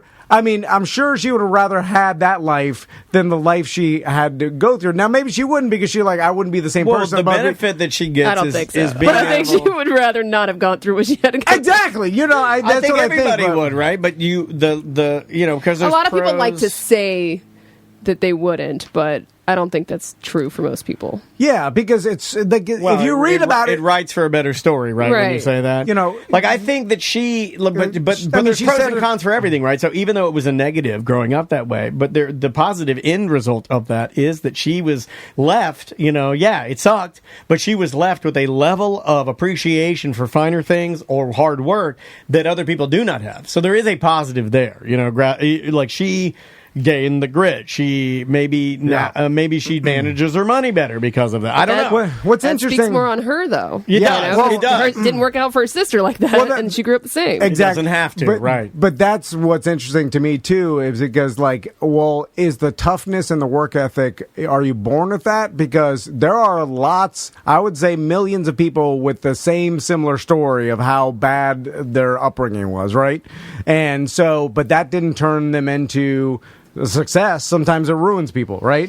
And it ruins more people than it turns into a success. I think eventually we'll get to it. It'll just be case by case. So what was inside Miss Pat and her, sense of humor and her talent? Maybe that's just the true uniqueness and her work ethic, quantify, right? Like if it's your soul or something like that. Yeah. So her situation maybe made that, made her more of a tough person or give her more adversity. But really, it was who she was that made her who she was. And now it's almost like she's so prepared to navigate. She's a little older. There's some appreciation there. She knows how to work. She's it's almost like she has all the skills now to go explode. It's it feels like she's doing it right. Yeah, because she's, you know what I mean.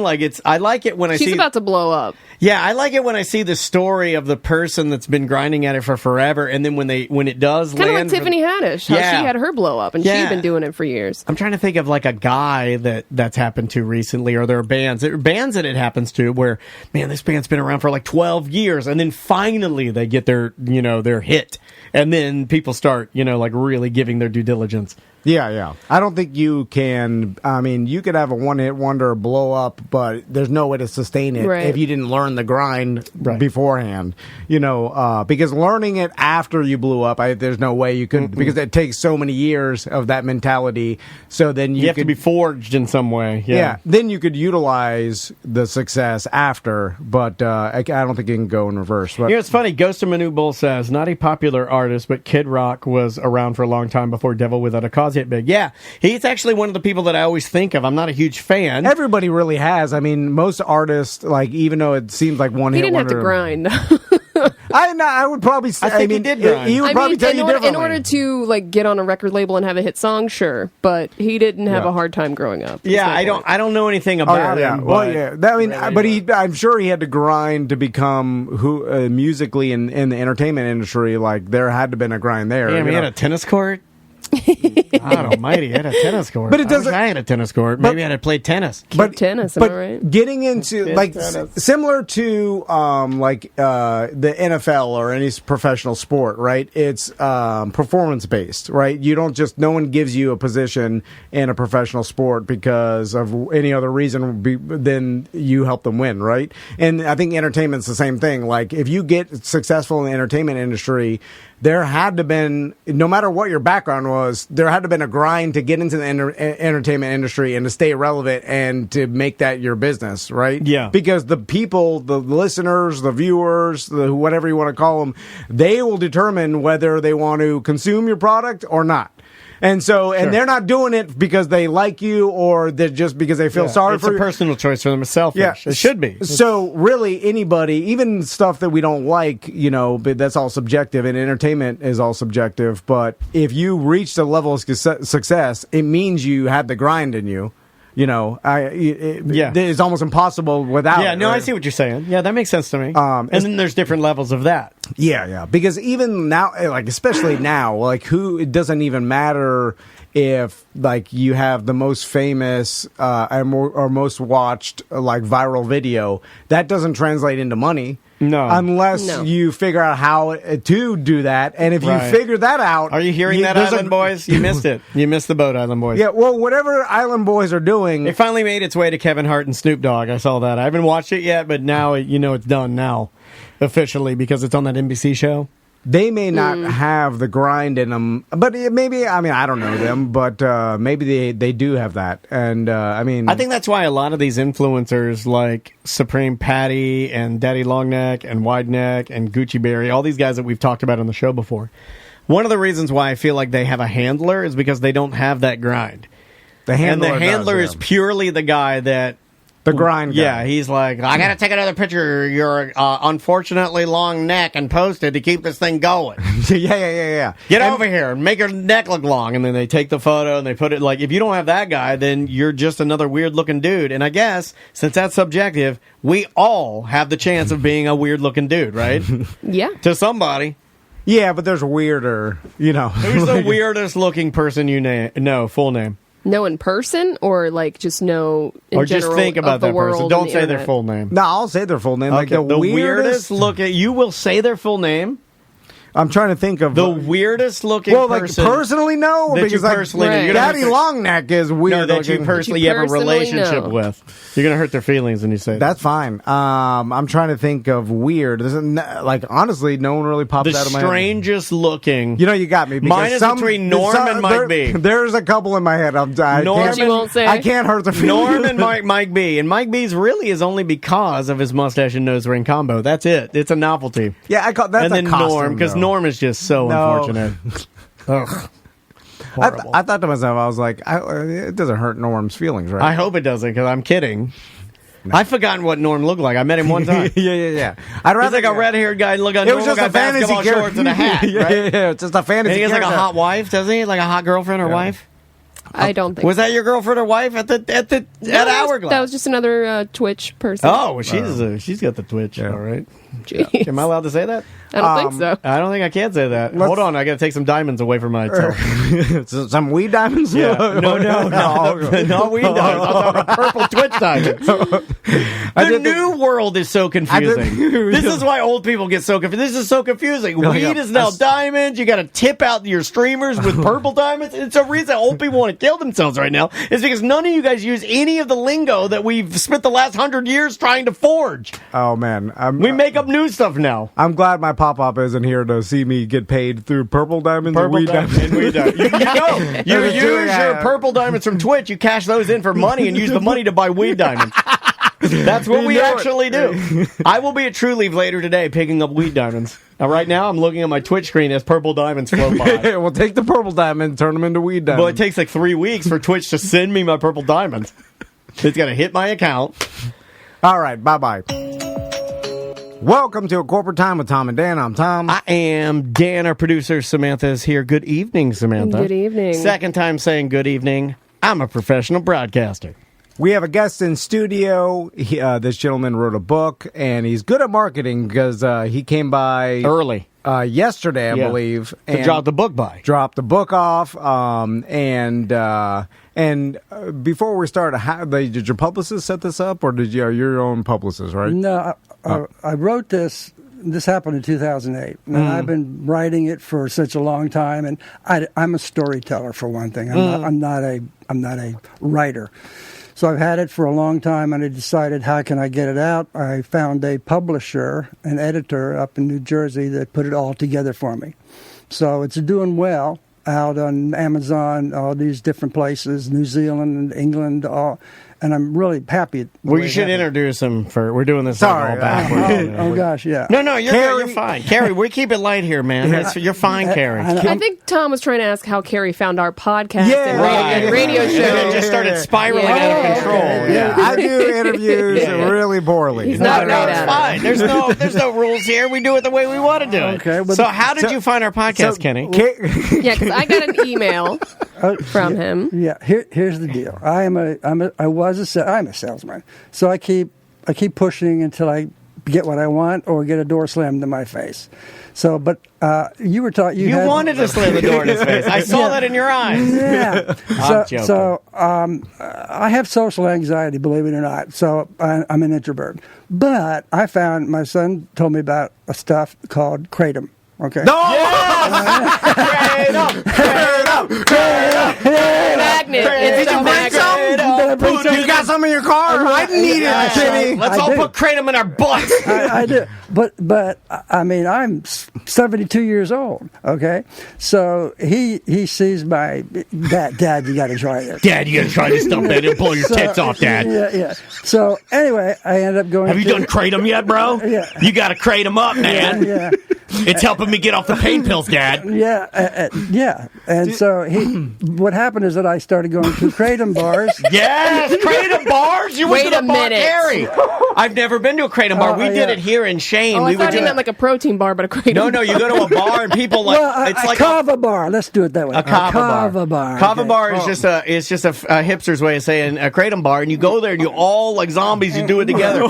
Carrie, we used to do it the craziest way. We would take a white spoon, a scoop of it. That's how I do it now. The red Sumatra or whatever. We put it in there, and then I just funnel it down. And I'd be like, God damn it! It's like a pain pill. Let's do this. Yeah. Let's go, Brandon. But it was hard to gag down. Yeah, but I've gotten good at it. I used to breathe it in and cough for about 20 minutes. Yeah, that's us. And then we cough. We cough. And then our cleaning ladies would be like, oh, no. my God. Yeah, what's going on? Man's dying. Yeah, then I have to hide it from my wife when she came. But anyway, you asked me how we came to this. So you were high on Kratom and found our podcast. I learned. Kenny, go get your Kratom. Let's do some Kratom one more time. One more scoop. Yeah, one scoop. One scoop for the road. I met a whole new generation of people because I'm basically shy, and these people are half my age. They took me in and Kratom party. Yeah, we started talking, and I said, what would make this party great, man? If we had our own old man. Yeah, our old mentor. A mentor. Yeah. Kratom Kenny. But I've written. So I said I've written a book, and I'd like to find someone who can do a podcast. And the guy there said, Tom, and Dan. Tom and Dan. Mediocre. We're big in the we're Kratom community. We are. Yeah. So he says, I listen to you all the time, and you need to do that. So I went online. I sent an email. I did this. I did that. Got a hold of nobody. So I said, I'll just go right down. Sounds like us. I'll go On brand. Right now you're telling the truth. I'll go right down the emails, and somebody will call me back. And Sam. Yeah. Oh, I was going to say Travis called you back. He loves Kratom. I got He it. didn't answer emails. Carrie, I'm so happy you brought up Kratom. I couldn't be more happier. I'd forgotten about magnet. it. I'd forgotten about it. Yeah, well, I haven't. Just go and mark this. Just go and mark this as my favorite. This is like, I needed a good laugh. This has been a rough week. It's been a crazy good week. for you. And I needed you to be here with your positivity, man. I needed you today. Yeah. Carrie, let's plug your book because All right. Carrie Edwards is here. Here it is. He You wrote can a buy book called The Taxi Chronicles. Yeah, you can get it on Amazon. Yes, you can indeed. I would urge you to. It's a 2-hour read. Put some money in his pocket to help him out. So, Carrie, tell us about the book. How did this come about? All right. 2008, the recession came, and I was a salesman, and everybody was dropping like flies, all their jobs, homes, everything. And I was into cleaning roofs, and people were losing their homes and didn't want to clean the roofs. I said, I don't care. Yeah. So I decided I better find something else to bring money in. Yeah. And Sell Kratom. yeah, so I tried to bartend because I was a bartender before I was too old, and so forth. And there was an ad to drive a taxi, and I'll give that a shot.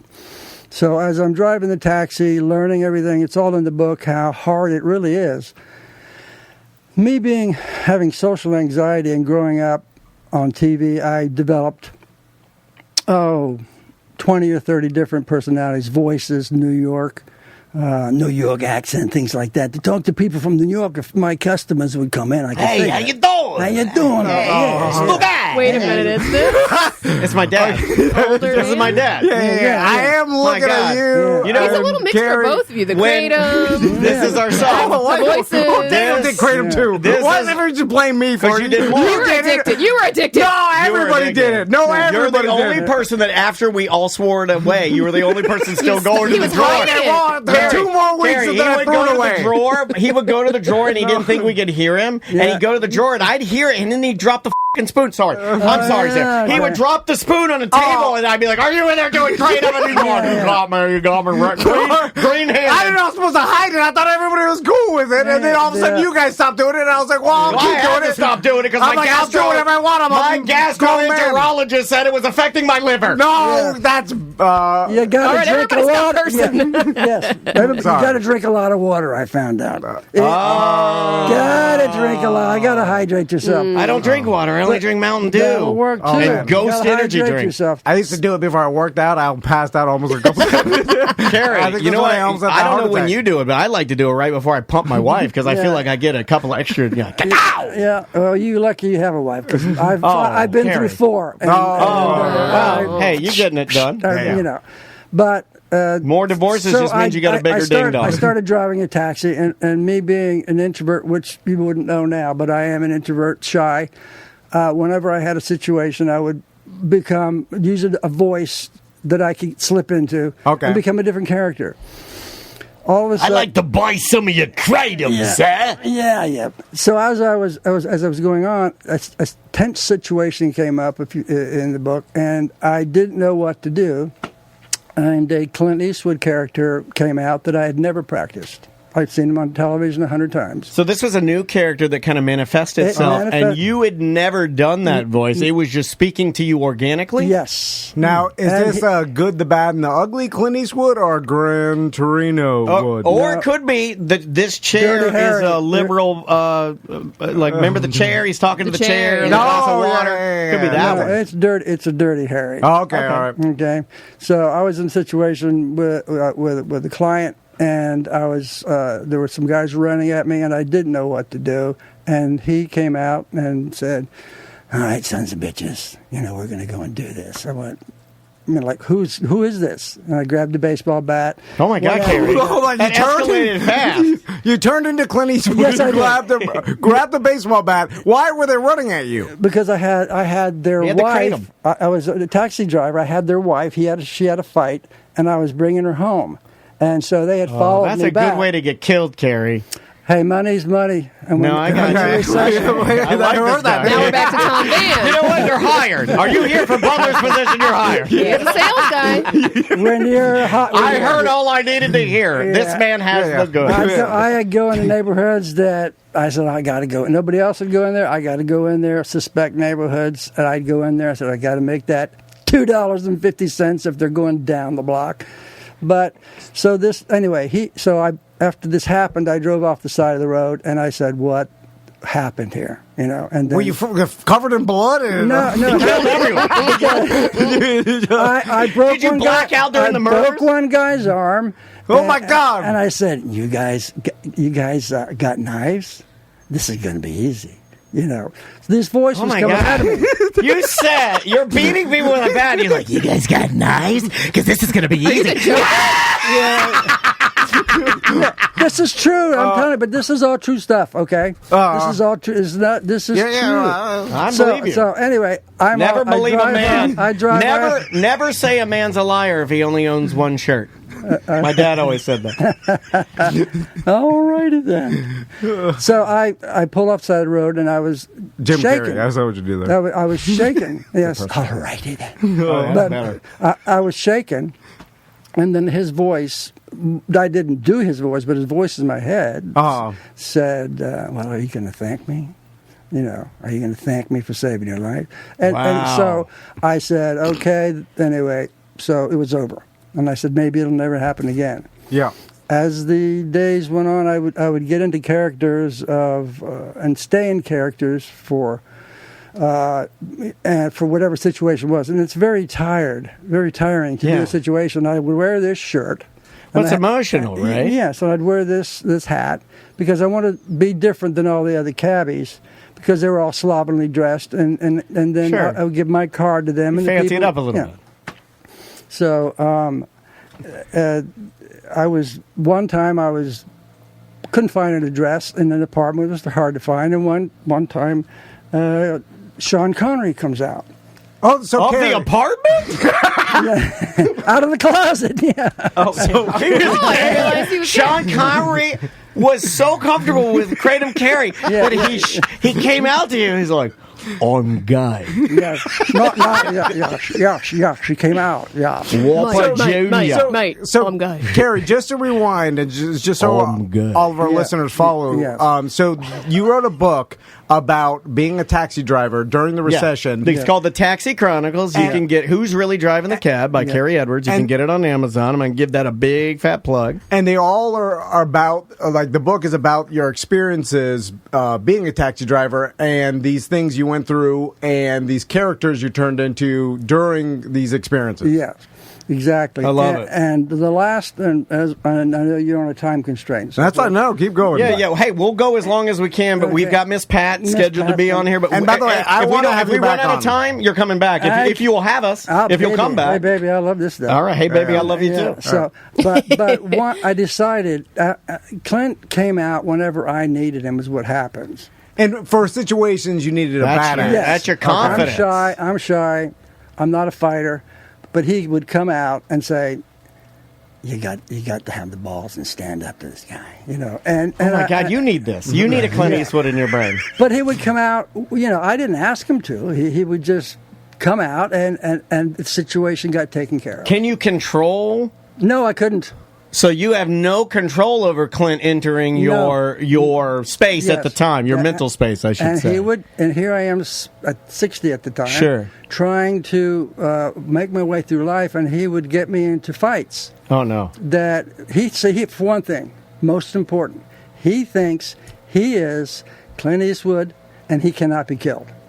So he doesn't have any idea that he's inside of you. Your other personality. So he gets me in the situations. Doesn't know. So I have to learn how to protect myself, martial arts and etc.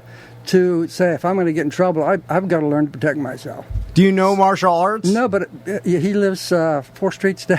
Oh, that's funny. Could we send you? Great old man joke, Kenny. I loved it. Could we send you to? We have a martial arts partner. Are you familiar with Seth Petrozelli? No, I'm not. He's an MMA fighter here in town. Okay. He will train you for free. He will train you for free at it's on Colonial. It's called the Jungle MMA. You can stop by in there anytime. Just ask the front receptionist. We'll set it up for free. But as you're reading the book, you'll see that I'm smart enough to know that I'm too old to learn a lot of things. I had to learn pressure points, carry a nightstick that's folding up and down, different things that I know I can. All you need is one of those little pokers they sell at the bodegas. It's like a little aluminum like eyeball poker with like little grips on it. So I decided, I hadn't heard from him for a while, so I guess I'm doing good. I'm handling myself. And I said, today, I've decided I'm going to be a character that I've done a lot. I'm going to be him all day. Because I would dress this, but I came with a white shirt, a bow tie. And I was going to be Jerry Lewis from The Nutty Professor all day to all my customers. Okay, all right. You do that. All right, so let me just do this real quick. All right. And I love that he's about to do Jerry Lewis with a leaf blower outside. I got to tell you, we are the greatest show on this station. No one can top our entertainment. We got the leaf blower in the corner. We got Crazy Kratom Gary on the couch. Nobody can beat us. Nobody can top us. We are the kings of entertainment. We are your gods. We are your gods now. Now, I like to talk to you a little bit about when I was driving a taxi, you see, and I had some people that were giving me a hard time, and I would have to show them most of more leaf blower, please. More Can we get more leaf? Yep. I don't mind leaf blowers, but they are essential in this time and age of things, as you understand. Why do you have tears in your eyes, Tom? He's crying. His tears in his eyes. But I just getting emotional. So I had to do this character all day long, and it was quite tiring, I must say. More leaf, please. Yes, bring up the leaf. I must say, yes. And okay, Karen. Did you do it with the teeth? Yeah. All day? In the cab? That's going to rub your gums. That's going to rub your gums raw. And I didn't care how much money I made. I was making $75 a day, and that's all. It's terrible. If you read the book, you'll see how hard it is to make money, because sometimes you wait in line and you'll only get a leaf blower outside. Power through, Tom. Is the guy done? This is goddamn sea breeze all over again. Get the planes through here. Yeah, I'm sorry. Get the planes through There's here. nothing to blow. There's nothing to blow. No leaves. You're blowing the concrete away at this point. Move on. Jesus Christ. We got Carrie in here. Yeah. So, Carrie, what other situations did you get into? But other situations, I got a call, and then my little pad in front of me tells me as soon as you go into a sector, you drop to the bottom. So if there's 3 other people in front of you, once they get jobs, they're gone, you become to the top. Okay. So my thing came up, there's an address. I said, okay, I pushed the button, I'm going to take it. I go there. And are you high on kratom? Is that when you do the scoop? Like when you hit the button, you're like, No, let me tell you. You take the weed pill before you leave the house. No, let me tell you a better one. Please. I was cruising in the cab for cruising down the street in my 6 phone for customers by the convention center. I saw this guy weigh me down, and he got me. He says, "Hey, can you take me to where there's dancing girls?" Oh, that was you. I said, yeah. What were you doing out away from your wife? So you're picking up Tom, and he's like, let's do kratom and go strip club. I was thinking, why is this guy whispering? I mean, But anyway, yes. So I took him to, can I say the place? Yeah, absolutely. I took him to the dollhouse. Yeah. I got a up there, Carrie. Yeah. Only one? but I love his jokes. So I dropped him off. I said, here's my card. Call me whenever, He was a doctor. He was a dentist from Chicago. Call me when you need a ride back. So 2 hours later, I get a call. There was the manager saying, you need to come pick your ride up here and so forth. So I go there. Clint Eastwood, come get your boy. So he's drunk, laying in the parking lot. okay, crying and everything else. I'm trying to get him in the back of it. I said, "What's the matter?" He says, "They took all my money. They took all my money. I went in there with $2,000. They took all my money, and then they went to the ATM, and then I got $500." You did that. So that's then true. Then he said, "This is all true. I want to kill myself." I said, so I pulled off. I said, "Listen, you don't have to do this for money." And he immediately took out a green object and started doing this, cutting his wrist. Oh my God! He had kryptonite. Real. Oh my God! So anyway, I grabbed it out of his hand and he passed out. What was the green thing? Okay. Sorry. Yeah. So as we're going, I went through his wallet and found a psychiatrist up in Chicago, and I called him. And the funny thing, the guy said, "Hello, can I help you?" It sounded just like Jerry Lewis. And here's a man trying to commit. My God, it's Jerry Lewis. Trying to commit suicide in the back of my cab, and the doctor sounds like Jerry Lewis. And I needed the break of Freund humor. Lavid, pretty lady.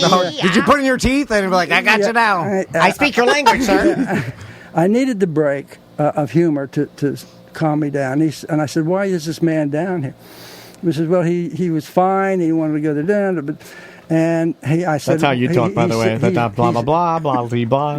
He said, "What am I?" I said, "What am I supposed to do?" He said, "Do a tapping solution on his head. Put your hand on your head." This is true. Tapping solution. Yeah, you put your fingers between his head. You tap on for about 30 seconds, and he has a message that he had post hypnotic suggestion that he passes out. He says, "Then take him to the hospital." So he taught you how to put this gentleman in a trance, sort of hypnosis, until you got him to the hospital. Yeah, and I said, "Doctor, he says, the doctor says, the green thing is his slashing for attention. Okay? You see all the scars on his arm? The ones that are really scars are from his red knife. Thank God he didn't have the red knife with him." So all of my knives are kind of silver with black handles. It's so weird. The doctor knew about. He had the green light knife and the red light knife. Yeah, but this is just one of there's so many different characters, different situations. You get any ladies of ill repute in your taxi? Sure. You get a. Okay, let me tell you this quickly. Please, we got time. So I'm driving into a place that I'm not supposed to be in a suspect neighborhood at 4 o'clock in the afternoon. Okay. And there's a shambled house, and there's a bunch of women on Castleberry. And I can smell their perfume from definitely the cab. Castleberry, yeah. So sounds like a whorehouse in here. This big black man comes waddling out. Comes waddling out. And he has one of those devices there to put up top. Oh, God, he had a trach. Yeah, trach, whatever. Yeah, the trach mic. What the hell you doing here, mother ever? Yeah. And so I tried to be nice like I always do. You cracker ass! Get your cracker ass off my property, you white bread, grandpa looking MF. So I said, "Listen," I said, I'm your driver. How can I help you? He says, I need some money for my hose. Of course he did. I said, "What?" "I need some money for my hose." Were they nappy-headed? I said, "Do you mean?" He says, "Yeah, hose." And I looked over there, and there's about 6 women on this porch, and you can smell the perfume coming wafting. my way. So he says, "I need to go around the bank and get some, and Sean and I need home money." Sean and Clint are up here. Oh, Sean! I forgot about them. Oh, are they bad like the devil and angel? Hatchet hose. Yeah, I was saying, "Clint, I said, you guys need to help me out here." He says, "No, you can handle this yourself." Okay, so this man needs home money. We drove around the block. I got a $2.50 job, and I went, "Okay, for all this," he says, "I like you. I want. Would you? How much would I charge me to have your cab all day?" I said $500. He said, "Done." I went, wow. Stepped in it now, and plus you could have said, you know what? No. I have diarrhea. But here's the thing. He says, "Let me have your card," and I wrote the wrong phone number on there I almost wrote the right one because I was looking down the rabbit hole. I know what that means. Looking down the rabbit hole, I said, which one of these rabbit holes do you want? No, but it all talks about money. $500 a day for driving girls around, and I have a 12-hour shift, 10 in the morning, 10 at night. I could make $500, fix all my money problems, and do research, and wrong number, and I drove off. But I enjoyed looking down the rabbit hole. Yeah, well, yeah. Sometimes all I need to do is look down it and just I'll take care of myself. Oh yeah, I kind of like it. I don't need to be in the rabbit hole. Just take a peek, remember it's still there. But these are all true stories. Okay? I love it. Yep. These are all true stories. And again, the name of the book is The Taxi Chronicles: Who is Really Driving the Cab by Carrie Edwards. You can get it on Amazon, Amazon.com. Amazon.com. Awesome. It's on Barnes & Noble. And we are up against a break, so we do need to get out of here. Oh, he's got to go! Just one question. I almost ran out of here. Did I get you? I have a book signing. Can I talk about it? Yeah, please. It's going to be Saturday the 29th. My books they're having a problem getting them down here because of COVID up north. Oh, God. At the Healthy Buddha. I'm sure if you know Kratom, the only Buddha in town. 345 North Orange Avenue. And it is on the 29th between 3 and 5. There you go. Carrie, I will personally give a prize to any BDM that goes out. Yeah, get your book to signed. the Healthy Buddha. Get your book signed by Carrie. Do some Kratom, and we'll send you a prize. I'm on board with that. We'll send you something good. But you got to take a picture of it and put it on the BDM. With Carrie. Try to take it. Be respectful. I might be talking 1,000 miles an hour, but you'll be nervous and it'll be exciting, but you'll have a great time. I'll have a great time. Hey, thanks for your time today and being candid and putting up with us doing voices and acting stupid. This is what we do. That's what I do. Will you come back? Carrie? Sure. Cool. Do you want a job? Yes, I was in radio. I thought we weren't actively hiring. And we got to get out of here. We got Miss Pat. I'm just. I went into radio to do voices. Yeah. I went to Career Academy of Broadcasting, Washington, D.C. Yeah, that's where Lee went. Yeah, and but I went in to do voices, and I came down to WRL in Orlando. I did Sunday tapes and religious. I said I'm not getting anywhere. Nobody would help me, but yeah, if you offer me something, listen, baby, I am. I got you. Yeah. I would really like to do this. Yes, I would. Yeah. This is what we need, Daniel. This really? Another me? I mean, I'm old. I have a beard. I do voices. I kind of feel like I'm being pushed out of this way. Yeah. But you'll, $500. Carrie down the rabbit hole. Cheaper than me, I will say. Yeah, I want to show you the rabbit hole, Carrie. Don't look at Tom's rabbit hole. You don't want to see that. All right. So, Carrie, we'll talk to you again because you're great on the show. Yeah, thank you for your time, man. We'll take a quick break and come back with more A Corporate Time with Tom and Dan right after this.